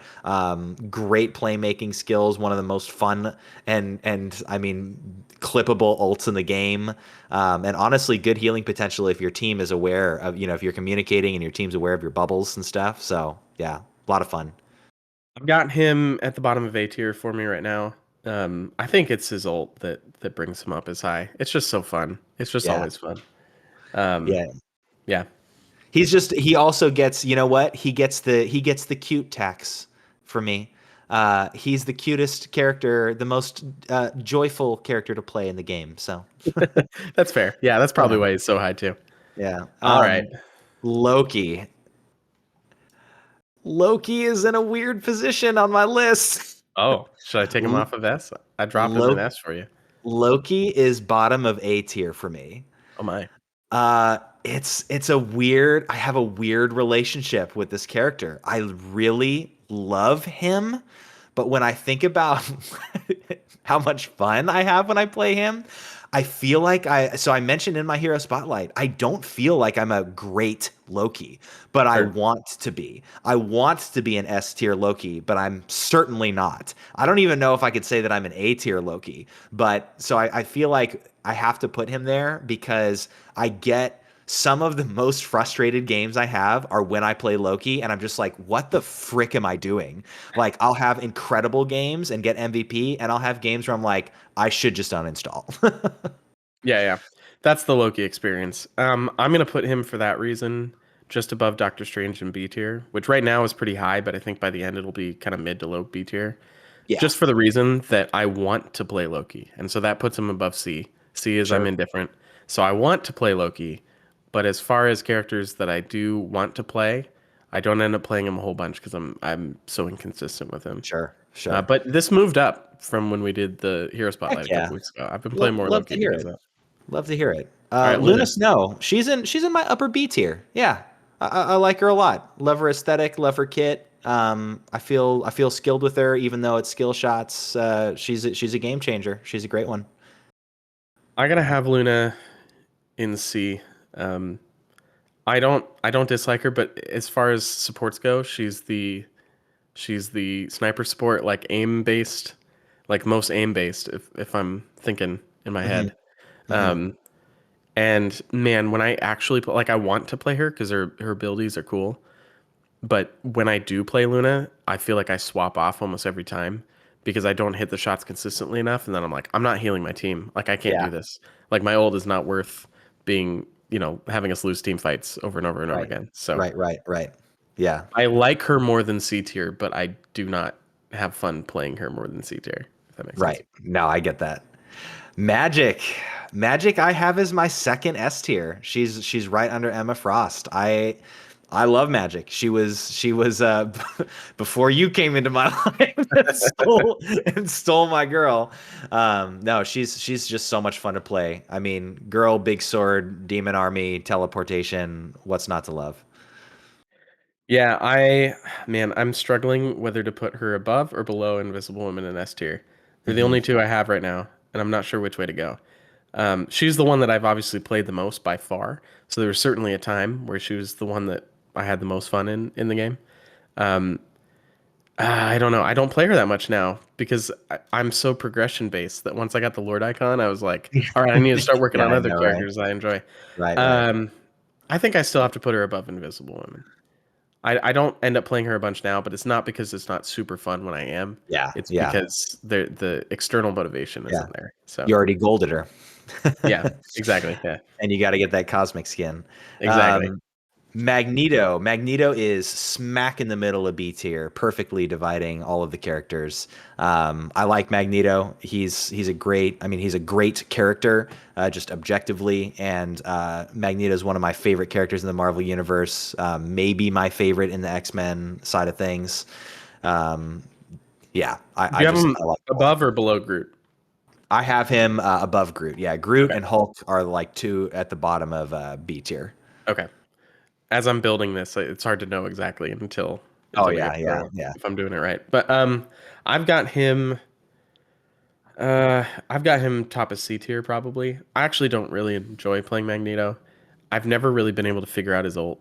Um, just like Mm, when to use it, how to get good value out of it. sure, sure, sure. And I like playing Vanguard, but the thing I like playing the least about Vanguard is managing like just soaking up damage. And I feel like so many of Magneto's abilities are about managing soaking up damage that I don't feel like I'm making a lot of plays when I'm playing him, which Sure. probably just means I'm not good at Magneto because I've seen some crazy Magnetos, but it's Yeah, just yeah, Magneto's ult has big playmaking potential, but his kit is very supportive for yeah. sure. He's like the most supporty tank.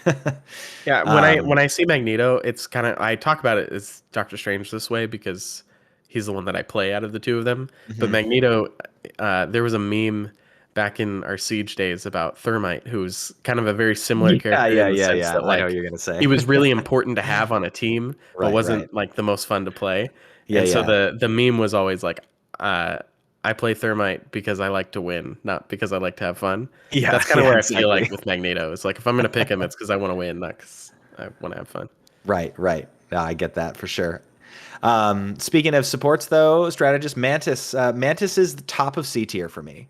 Okay. Um, I think I haven't had a chance to play her actually, just because I've been playing Emma and Loki a lot after her big buff. So she might be a little higher for me now, but I still have that just like residual like sweat and stress from playing her previously. Yeah, I've got her just above Hulk in A tier. She's one of my most played strategists, and probably is going to be a hero spotlight pretty soon, unless I fall in love with another character and boost up their Yeah, playtime yeah, pretty quick. yeah. But I play her a decent amount when I need to play strategist and Invisible Woman isn't available. And I have fun with her. I have more fun with her now after the patch. So I think she would have been B tier, and then after that patch, she's now A tier. Yeah, yeah. Boy, another admittedly controversial take for me. You got it. He's not below Hela, but he's also not above Widow. Mr. Fantastic as a D tier sandwich. I just yeah, I don't enjoy playing him. I I can't even really put to words exactly what it is. And it can't just be his aesthetic that I don't like. I know that I don't like it. I don't like how like goofy he is. That just doesn't interest me. But I'm not interested. I know that he's good. I know that he's objectively really strong right now, but I just don't care. This is a really hard one for me to place because I don't play him almost ever. So I have a hard time putting him in a tier with people that I do like feel like I want to play. Yeah. But I always feel like I want to play more Mr. Fantastic. And I think I Yeah. enjoy him when I do. I just never feel the need to play him. So I think I'm going to put him just below Doctor Strange in low to mid B tier. Sure. Sure. Sure. Moon Knight. So Moon Knight is second from the bottom, a C tier for me. Um, he's he's cool. I like him. I think he's very interesting. I really like the Ankh. Like I'm attracted to unique things and the whole Ankh mechanic. I've never seen that kind of thing in a game. I just I don't like how at least how I end up playing him moment to moment. I feel very I feel like a reverse flanker. I feel like I'm flanking my own team. Like I'm by myself like a flanker would be, but I don't know. I don't know. It's just he's fine. All right.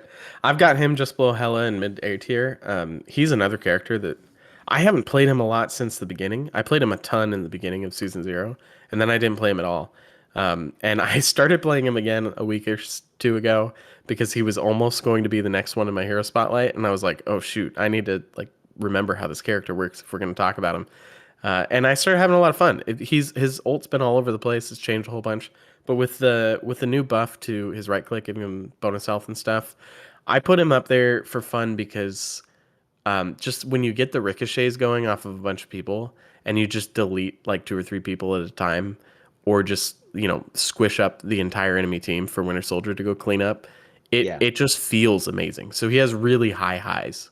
Yeah. Um, Even if Sure. his moment to moment sometimes is just kind of sitting in a corner and blink blink blink blink Right, and right. missing. Like the highs are good enough for me to Sure. put Sure. him up there. No, I get that. Um, to the surprise of no one, Namor is an S tier for me. He splits the middle perfectly. He's just under Cloak and Dagger. So spoiler alert. There's one more. He is. I've said multiple times. I think Namor. I'm probably the best with Namor out of any hero. That might change now with Emma though. I feel really good with her. But yeah, Namor is a ton of fun to play, and I feel really skilled with him. So there it is. Sweet. My tier list is not going to look like a good bell curve. Um, I might have to adjust some things towards the end, but I've That's all got right. him. I've got him in mid A tier, right below where I just put Moon Knight, just above Iron Man. Um, and that's mostly because thinking about the Gamma Bro team up, he's the one that I enjoy the most out of the three. And that's pretty recently. I think that's because of the Gamma Squid. I like it so much. But yeah, as again, this is one of those Josiah's Hero Spotlight, like push them up the ranks. He was probably in like low B before that. Yeah, But nice. understanding a character does a lot for me Sure. Isn't as that far as crazy? enjoyment goes. Yeah. Yeah, I mean, hey, there's side tangent. Like, I hope that this podcast is has been that for some of you listening. To try new heroes that you haven't before, and get some fun out of that. Penny is high A tier for me.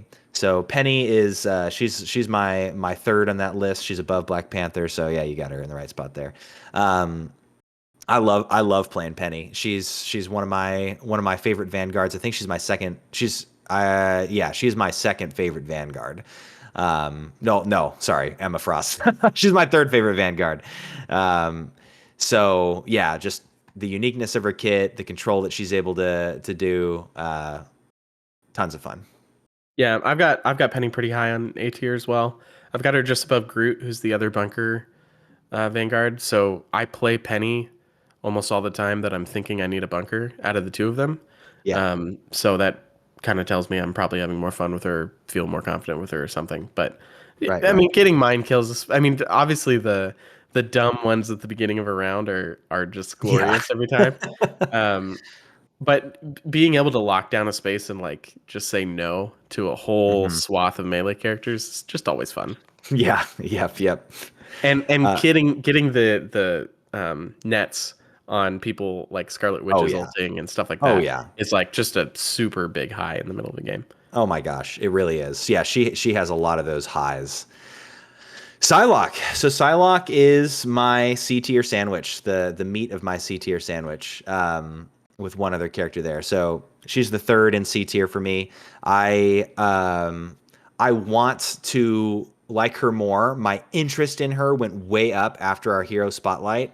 And I did do a little bit better with her. I just honestly I haven't found because I just it's hard to play heroes that I feel like I'm barely touching the skill floor with, because there are so many. Like I want to win, so I don't often play a lot of the heroes that I already don't feel really great with. So that's why she's in C tier. But my interest in her is much higher than that, I think.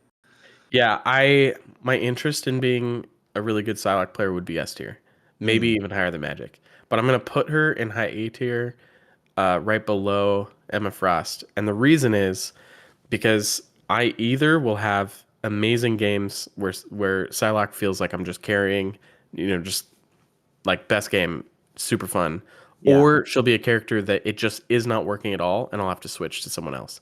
And so sure.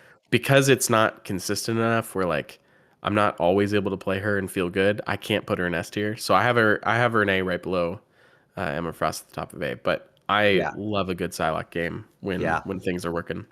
yep. Rocket Raccoon. He is kind of like high mid B, so he's above Magneto, below Adam Warlock. Um, I really like Rocket. He's a lot of fun to play. I love his dynamic movement abilities. I don't get really any damage as Rocket. I feel like Rocket, if you were to poll, I bet Rocket has like the lowest damage of any hero in the game. It's just like in total. Yeah. But I always feel very active with him. I always feel very mobile, and I always feel that like everything I do matters. BRB is freaking incredible, one of the best abilities in the game. Yeah, he's just a lot of fun. No, I agree with you on like going rocket is going full support because there's that no damage or there's that no heal rocket now, and he's probably pulling up the damage average Oh, I haven't for heard about this yeah, guy. yeah, yeah. So Dang, after the the no damage Yang to rocket, no damage Yin. now Yeah, there's a no heal rocket. Um, dang. who's getting up there, or maybe already got to Grandmaster. I'm not sure, but he's definitely bringing up the average on how much damage Oh, a I gotta rocket look does in a that game. up. But yeah, I have him. I got to think of him by just comparing him to supports, and I don't play him that often, so he's not going to be super high up. But I got him right between Loki and Adam Warlock as far as supports go. Of like, I have interest, um, not as much interest as Loki, but probably more than Adam Warlock. So he's Yeah, in mid B tier for me. yeah, yeah. Scarlet Witch. She is right under Mantis in C tier. So she's my second highest C tier. I I feel like I'm not a valuable witch player when I play her, and I haven't played her like a lot. I played her a decent amount, but yeah, I haven't had the chance to play her much since the spotlight, and I really want to with that perspective shift of like thinking of her right click as her big damage output and as her left click is like a reload that does damage. So I want to play her more with that mentality and see what that changes. I've got her mid A tier, right above Iron Man, right below Namor. Um, because I do play her for fun. Like she's a character that I'll try to pick on purpose for the fun of it.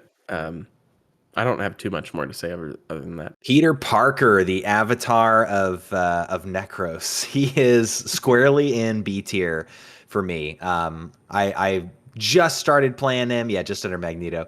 I just started playing him. I actually had some really fun games with him. I think I got MVP on like my second game with Spider-Man. I think the hate toward him is kind of turning me off wanting to play him more right now, but I like him. He's super fun. I've got him in the middle of C tier, between Human Torch and Luna. Not because I have, honestly, because I have no feelings about Spider-Man. I've played Yeah. him for all of 2 minutes. He's one of the characters I just haven't played at all, and I think maybe I would like him once I figured him out. But the tax to figure him out has been too high for me to have interest. So Yeah. I'll Yeah, yeah, play him yeah. eventually, and then I'm sure he'll go up a lot higher. Yeah. Squirrel Girl. So she's sharing the middle of C tier, just underneath Psylocke. Uh, she's cool. She's fine. She's Junkrat, and I never really cared about Junkrat. Just the chaos of the Grenadier type of role doesn't like inherently interest me, but I think she is fun. Like that's the thing, like other than maybe two characters, there's no one that I really think isn't like that I don't have fun playing. Yeah, yeah. I think you know what? I have Jeff at the bottom of A, and I think I got to move him to the top of B Oh because no, my boy. My baby. I'm finding that A is turning into anyone that I play, and that can't be the case. So I'm gonna put A Jeff at for anybody I play. yeah, I'm gonna move Jeff down to the top of B tier, and then I'm gonna put Squirrel Girl right above Jeff at the top of B tier. Wow. Oh, So that's a surprising take. I play Squirrel Girl from time to time, and I enjoy it. So I want to put her in a tier that means I enjoy it, but I don't play her a lot. She's not one that I like go to as, oh, I got to play this character. So I'm gonna put her in top of B. So Star-Lord is my only other 0 seconds played character, but on principle, he's got to go above Iron Fist because I don't hate his guts like I do Iron Fist. All But right. I want to play him. I mentioned last week. There's no reason why I haven't. It's just weird coincidence. All right, and then for Star Lord, I'm gonna have him. I'm gonna have him below Rocket in like low B tier. I've played quite a bit of Star Lord. I don't know. I like enjoy it sometimes. Sometimes I don't. I don't know really why. I don't know. I think I like having a bunch of different abilities to combo, and Star Lord Yeah. is not that. He's a lot more streamlined. Yeah, Um, sure. so I don't have as much fun with him as I do with the other characters I've played a lot. But he's Right, good. He's right. fun. Storm I have at low B tier, so she's above Groot, below Human Torch. I like her. I've liked her since the beginning. Actually, I was on the like I think Storm is good train. I like Storm before she was mainstream. Or she was good. I yeah, how dare you? No, I liked the uniqueness of her kit. I liked that she was the one duelist who was dipping her toes into support, into strategist. So yeah, she's fun. I like her a lot. I've got her in the middle of C tier between Human Torch and Spider Man. I just haven't been able to get it. Like I don't dislike her, but I played her a little bit when she was really good, and I didn't feel it. I don't know. I don't know what to Yeah, say other than that. yeah, sure. Punisher, he is right above Moon Knight, capping off the bottom of C tier. Um, yeah, just he's I think he's more interesting. Sorry, Overwatch. I think he's more interesting than Soldier 76, but he's the Soldier 76 of Marvel Rivals. And if I want to play with an assault rifle, I'm going to play Call of Duty. Yeah, I'm with you. I got him at the bottom of C tier right now too. Although I will say today playing console and doing the tutorial as Oh, Punisher, yeah, I would be interested to see if I like him more on console because I'm sure. used to playing shooters that are more like just regular shooters more on console than Yeah. PC at this point. No, that makes sense. That makes sense. But here's the thing. Ben Grimm is in A tier. He's right in the middle. Just above Hawkeye, just below Iron Man. He's a lot of fun. I really enjoy the punchiness, no pun intended, of his play style, and just how engaging he is as a brawler vanguard. Yeah, I'm gonna have him in A. I think right above the Hulk, below Mantis, right above the Hulk. Especially when he came out, I enjoyed playing him quite a bit. He seems very feast or famine sometimes too, in like needing your team to really support what he's doing. Needing flyers not be around. I think when the flyer meta happened, I started playing him less because it was less fun. But I have positive feelings about him, so low A tier for me. Yeah, yeah. Thor, he is my number one B tier. Thor is a ton of fun. Really engaging, really mobile, really deadly and dangerous. I mean, you can play Thor as a duelist and get a lot of benefit out of that. Also, he's my avatar.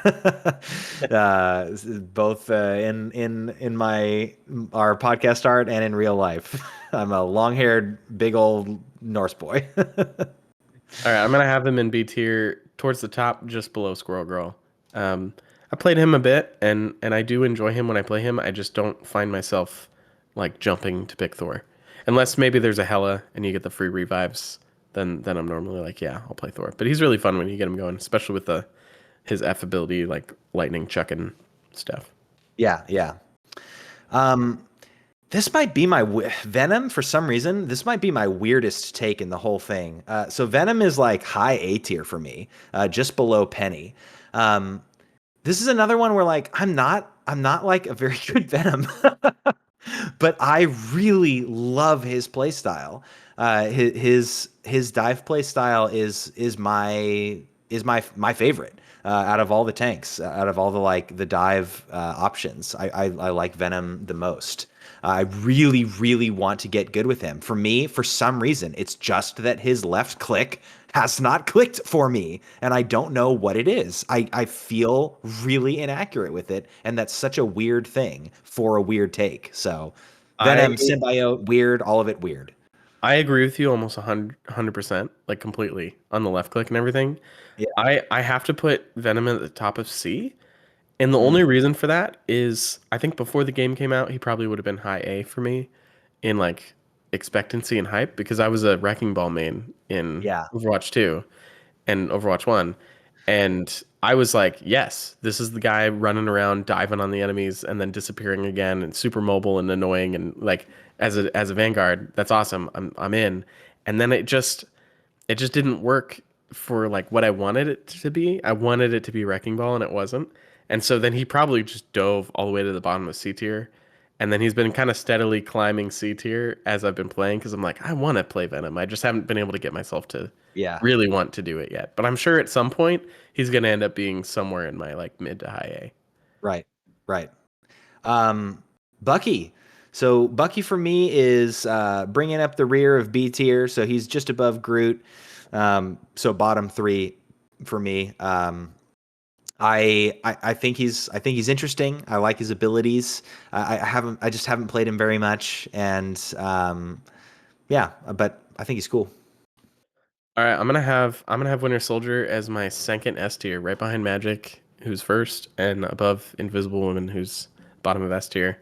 There you go. I hadn't played him barely at all because I assumed another aim-based character. I'm just gonna be bad. I'm not gonna enjoy this. And then Yeah, a couple sure. weeks ago, I tried him, and I And have almost exclusively played him ever since, whenever I no, that's can. Which awesome. is funny because it was right when he got nerfed into the ground. Yeah. And I mean, now I'm having, oh man, I almost want to put him down in A now because of the ult change. But I'm gonna leave him in S because I'm expecting that this Tainted Voltage change that's coming out is gonna Mm, renew yeah, my excitement. He is sure. just so much fun managing, like keeping that firing going out steady from using the abilities when you need to. Like it's really fun. I have Yeah. so much fun with him. No, I get that. Well, last but not least, Wolverine. Where do you think Wolverine? Well, no, I can't even ask because why I you don't wouldn't know. know. Wolverine is S tier for me. He's my last S tier. He's right underneath Namor, right between Namor and Jeff. Um, Wolverine is the so Namor is the DPS main I never wanted. And Wolverine is the DPS main I wish I was, since you took Magic. I want Wolverine to be my DPS main, and whenever I play him, I love him so much. I love his play style. I love his aesthetic. I love well, aesthetic. Sorry, I don't know why I said that. I actually really don't like how his default skin is Yeah, designed. yeah. I love his persona, his vibe. Right, right. I love the like kidnapping tanks thing. That is so freaking cool to me. A good Wolverine is one of the scariest things, and I want to be so scary. Nice. I hadn't played Wolverine until a couple weeks ago too, and I gotta put him. I think I gotta put him right above, right. Uh, I gotta put him right between Groot and Hela in high A tier. Yeah. Ever since I started playing him, he's just been a blast, and I'm not consistent enough with him yet to really take him up higher. But I think he'll probably land very high A for me once I'm a little bit more used to him. There we go, dude. We did it. I already feel a little weird about a couple of my choices looking at it. I feel really guilty putting Loki at the bottom of A, but you know what? I'm gonna leave him there until I deserve to get him higher. Yeah, But I was worried about the bell curve of how much I have on there, and it kind of evened out. It's a little yeah, bit more normal. I have a lot of yeah, A, but honestly, I could probably move my top two A's into the bottom S, and it would probably be more accurate anyway and fill it yeah. out. So I think I'm just gonna do that. I'm gonna make a quick edit, and I'm gonna make these available in the show notes. I believe that on Tier Maker you can save one and just leave a link to it. So Oh, cool. you guys can see ours. If you in the episode discussion for this week in the Discord, if you're in the Discord, if you want to drop yours in, maybe that would be a fun Yeah. thing to Oh, do yeah, that for would this be really yourself. cool. And I yeah, like that. cool. Cool. Well, Well, I well no. Jinx. I've got something for you, Josiah. Oh, that's right. Oh, I Yeah, yeah, forgot. yeah. So I'm not gonna cut here for music because I don't know if we're gonna have this for this. Hi y'all, Marcy here. Unbeknownst to Nick, I was prepared for this. Hey, chat. I hope you all love it. Armed and Dangerous again, again, again. But this is gonna be a new little bit of a segment that is a game that I've developed for us to play on the podcast. Oh, baby. And I'm calling this Friendly Rivalry. And we'll see if we like this. If you guys like this, let us know. And maybe we can do this every episode because I don't think it's going to take us very long to play each time. But the basic concept is I made us a little app here. Oh that, my uh, gosh. Once again, going freaking maximum effort. This didn't take that long. Because thankfully Rivals Meta provided all the data, which was the hard part. Oh my I mostly gosh. just made buttons. But basically, this is going to have the matchups for the matchup percentages for every character against every other character in the game. Oh Right. my gosh, Um, dude. This is so so cool. what we can do with this is we can force each other to draft a team, a six-person team comp. We can decide the rules if we want to Oh make it two two man. two or what. But my idea is we're gonna make each other draft a team comp based on giving each other two options for each slot, and then we're gonna see based on the matchups. Now it's just gonna do it. It's not gonna factor in like team comps or anything like that. Maybe I'll add that over time. But right now it's just going off of taking the matchup data for the six characters on one team versus the six Mhm. characters on the other team, and it Okay. averages it all out to figure out which team Yeah, theoretically yeah. is more Wins. likely to win. Yeah. Right, right, right. So we've got a couple options we can play where if one team has a hero, the other team can't have that hero if you want. Or we can play like the Ooh. real game where each team can have one copy of a hero.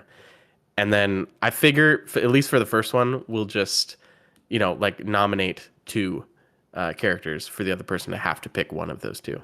Yeah, yeah. So we go all the way through, and we'll nominate two characters for each slot, right? We each need to draft six characters. Yeah. Let's play. Let's play with bands. Yeah, I like not being able to pick the hero. That sounds interesting. So if It one sounds team has it, trickier. so if Yeah, one team has the hero, the other team yeah. can't. No mirrors. No Okay. mirrors. No I think mirrors. that'd be cool. Cool. So that's turned on, and then do we want to enforce 2-2-2? Because otherwise, I think we're just gonna hand the other person like 6 Yeah, duelists. terrible. You know.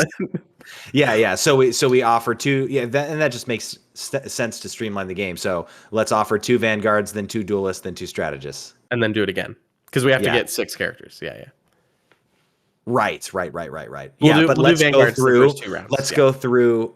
Oh, I think it'd be interesting to go through Vanguard Duelist Strategist, then Vanguard Duelist Strategist. Yeah. Because then it's less predictable. Yeah. Sure. Yeah. Okay. So you want to go first or me? You. Okay. So I'm gonna offer you. You'll be this team on the left here. I'm gonna Now that offer. we've both just done this tier list, there's some I know, potential to be pretty mean. I was gonna say I should pull up the tier list. Yeah. I'm gonna offer you. I'm not gonna do that. I'm not gonna look at your tier list. Yeah, same. I'm gonna offer you the Thing or Thor. Thor. Okay. I'm going to offer you Hulk or Captain America. I'll take Cap. Okay. All right. So duelists. How mean do I be? I know, right? You know what? I'm gonna That's do the it. thing. I'm gonna do it. You get Black Widow or Iron Fist. How dare you? But I'm definitely going Iron Fist. I'm not playing him, but I'm picking him. All right. All right. I'm going to give you.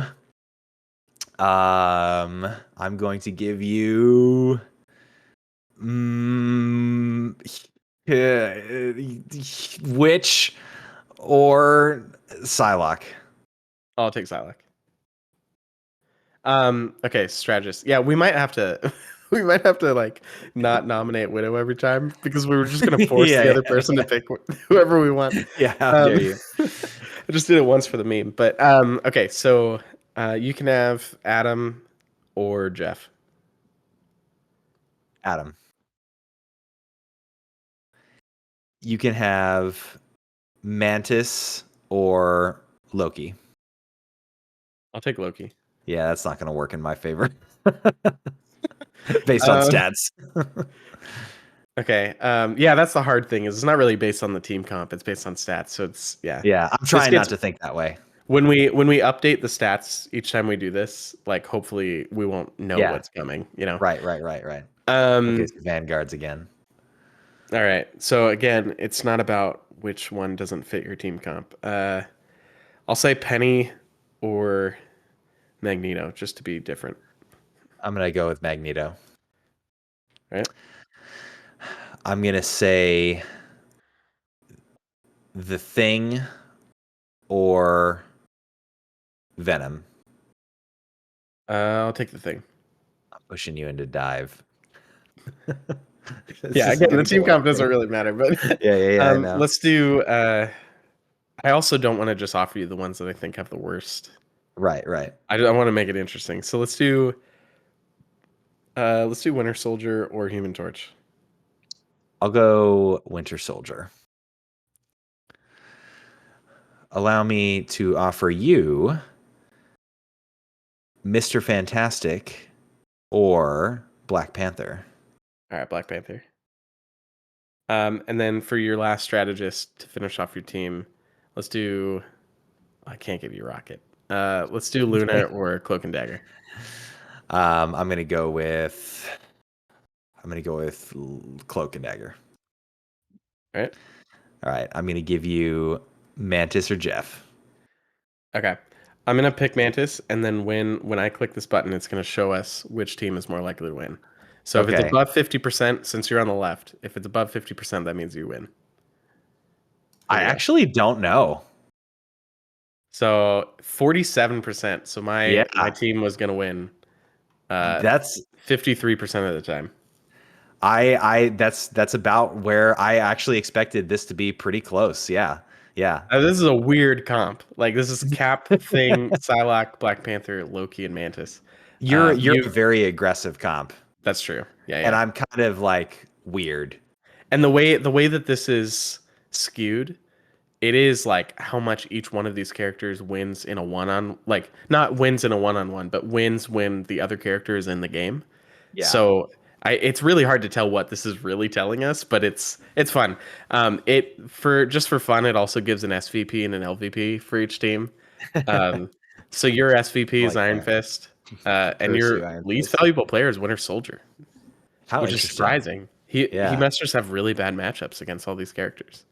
Um, on my team, Captain America's my MVP, and then the Thing is my LVP. Interesting. Very interesting. Yeah. Wow. That's cool. And there's different ways we can play it too, which is interesting. I like it. Yeah. All That's right, fun. cool. Well, Thanks let's for see. making that. Send us a comment, see if you enjoyed this, and we can try to do it more often if that's the Yeah. case. Well, we've got our very first mailbag take of the week. So let's dive in.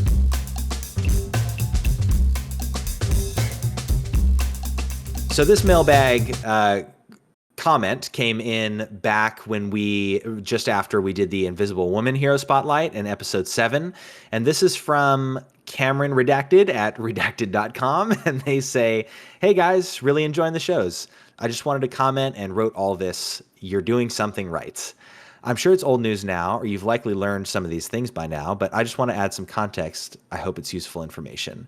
Yes, the melee wave is part of her kit. It's a very fast, squishy kill combo. Utilizing the vortex or force push on the third strike, you can take out a Punisher turret point blank when done correctly with vortex. Wow, that's crazy. Nice. The third strike of her melee helps in tank combat assists. Because of that, partially, puts best positioning, in my opinion, from on top of their ankles. Literally shoot the ground at their enemy's feet. This way, you're getting the bounce, attack, heal, and force push has more effective range with the enemy team, and dropping Vortex behind the enemy tank line. Only I want to make sure it's elevated. The bottom arc of the sphere is enough to clip heads and divers/flyers as they try to make plays. This also means you're battling on the front line against tanks. Sue is a brawler and can dummy some unsuspecting tanks in little time. I like using dummy as a verb. Not on her own, obviously, it's a team game. I decided to write this related to your comments about the double jump. You touched on an important component to Sue's movement that I believe needs more credit. It's not easy, but utilizing her base hop is probably the most important technique to master. It's hard to explain, but Invisible Woman can hop in small circles to avoid incoming damage and even escape less mobile heroes. It's also slightly faster movement speed than her base walk/jog. Huh, interesting. It gets hard because you're using double jump strategically and it can't be wasted, so it's so easy to slip. This makes the difference in situations like when your team dies and you need to survive till they return. Happens more often than I'd like to admit. I'd also like to mention how players use Vortex incorrectly. Since flyers and divers, etc. exist, you shouldn't be placing Vortex on the ground. It's a sphere, so lots of its effect area is forced underground, unless it's technical Penny Nest, Rocket, Ult, BRB, Punisher, Turret, etc. In some situations, mainly because of Spider-Man, I like using Vortex plus one well-placed shield on point to fend off tanks and divers while I hop in circles. Super effective. I rate Invisible Woman as an aggressive duelist-strategist. Thanks for reading my absurdly long comment. Thank you for writing that absurdly long comment, Cameron Redacted. I forgot. The title of the email was like episode 7 thoughts from a Lord Invisible Woman or something like that. Oh, nice. Played a lot of Invisible Women. That's why we got the comment. Yeah, you have any thoughts on this? Yeah, I think I'm going to be kind of general in addressing it. There's just so much to every single hero that I think is so cool. There's so much tech to all of them. It's never just click and aim at a target and click a thing. Like there's so many different ways you can use it. I love the comments on like tech with her double jump. I don't think I even realized that you could double jump when invisibility was on cooldown. At least that's how I understand this comment. You can't. Anyway. You can't. The double jump invisibility is the ability. But what he's saying is you want to jump around with the base hop. Like so in the hero spotlight, I had mentioned that I bunny hop with her a whole bunch for some reason, and I didn't really know why. Well, now you do, I guess. And this was good. Like you pointed out, like there is a good reason to, especially because of the bouncing of your abilities. You can like hit more people. It's basically how you go, and you can avoid a lot of damage because she's pretty quick. But he's Yeah. just saying like you do want to be careful because it's really easy to slip and accidentally double jump at the wrong moment. Right, So like a right. lot of it's trying to manage jumping a bunch without accidentally hitting the double jump, which in the episode I had mentioned, like I accidentally double jump all the time. Yes, and I waste do it. remember you saying that. I do remember you saying Yeah. that. Um, I like also the note about, like, again, strategists. It doesn't mean that you're just a healer. Like he puts her as a duelist strategist. Yeah. Like that. And again, her kit, the way it's designed, should make you think about how she's meant to be played. Okay, her heal, she doesn't have to switch between healing and damage for her Mhm. primary attack. Like it's both always all the time. And it's close range and it's a boomerang. So that means that to get the maximum value out of her abilities, you want to be in brawls. Right. And You want to be behind your between team, but close enough to do damage still. Yeah. Right, right. And just thinking about the use of her vortex, like my mind immediately goes to zoning tool. But the way that Cameron's talking about it is that you can use it to melt people in like 1v1s and things like that, which is super cool. Like and neither of those are like wrong. It's just contextual, which again plays into her kit. She's got a push and a pull on one key. It's all contextual. It's all Yeah. about like when is the right time to do that. And I just think that's really cool. And this is why Invisible Woman ends up on S tier for me too. Because of all of these things. Like she's so fun, and it's not just her. Like there are so many other heroes that have these cool little tech giblets Yeah. that I don't know about yet. So Yeah, I think I loved this email, and it's been sitting in our inbox for like 6 weeks at this point, and I've been wanting to sorry, get it Cameron. in. I know, I'm sorry about that too. I've been wanting to get it in every week, but I just haven't found a time where I felt like we've had the time to really look at it. And Sure. honestly, this week I don't feel like we have enough time to do it justice. I But know. just to wrap up with it, like I've been thinking about these things from this email for the last 6 weeks since I've read it like multiple times when playing Invisible Woman, and all of these tips are great. So if you just want to go back and listen to this again, these tips are great. I think if you're playing Invisible Woman and you want one easy way to get better, that you don't have to think about too much, the tip about not placing the vortex on the ground because you're losing half the surface area on it is fantastic. Like Yeah, that's a great I one.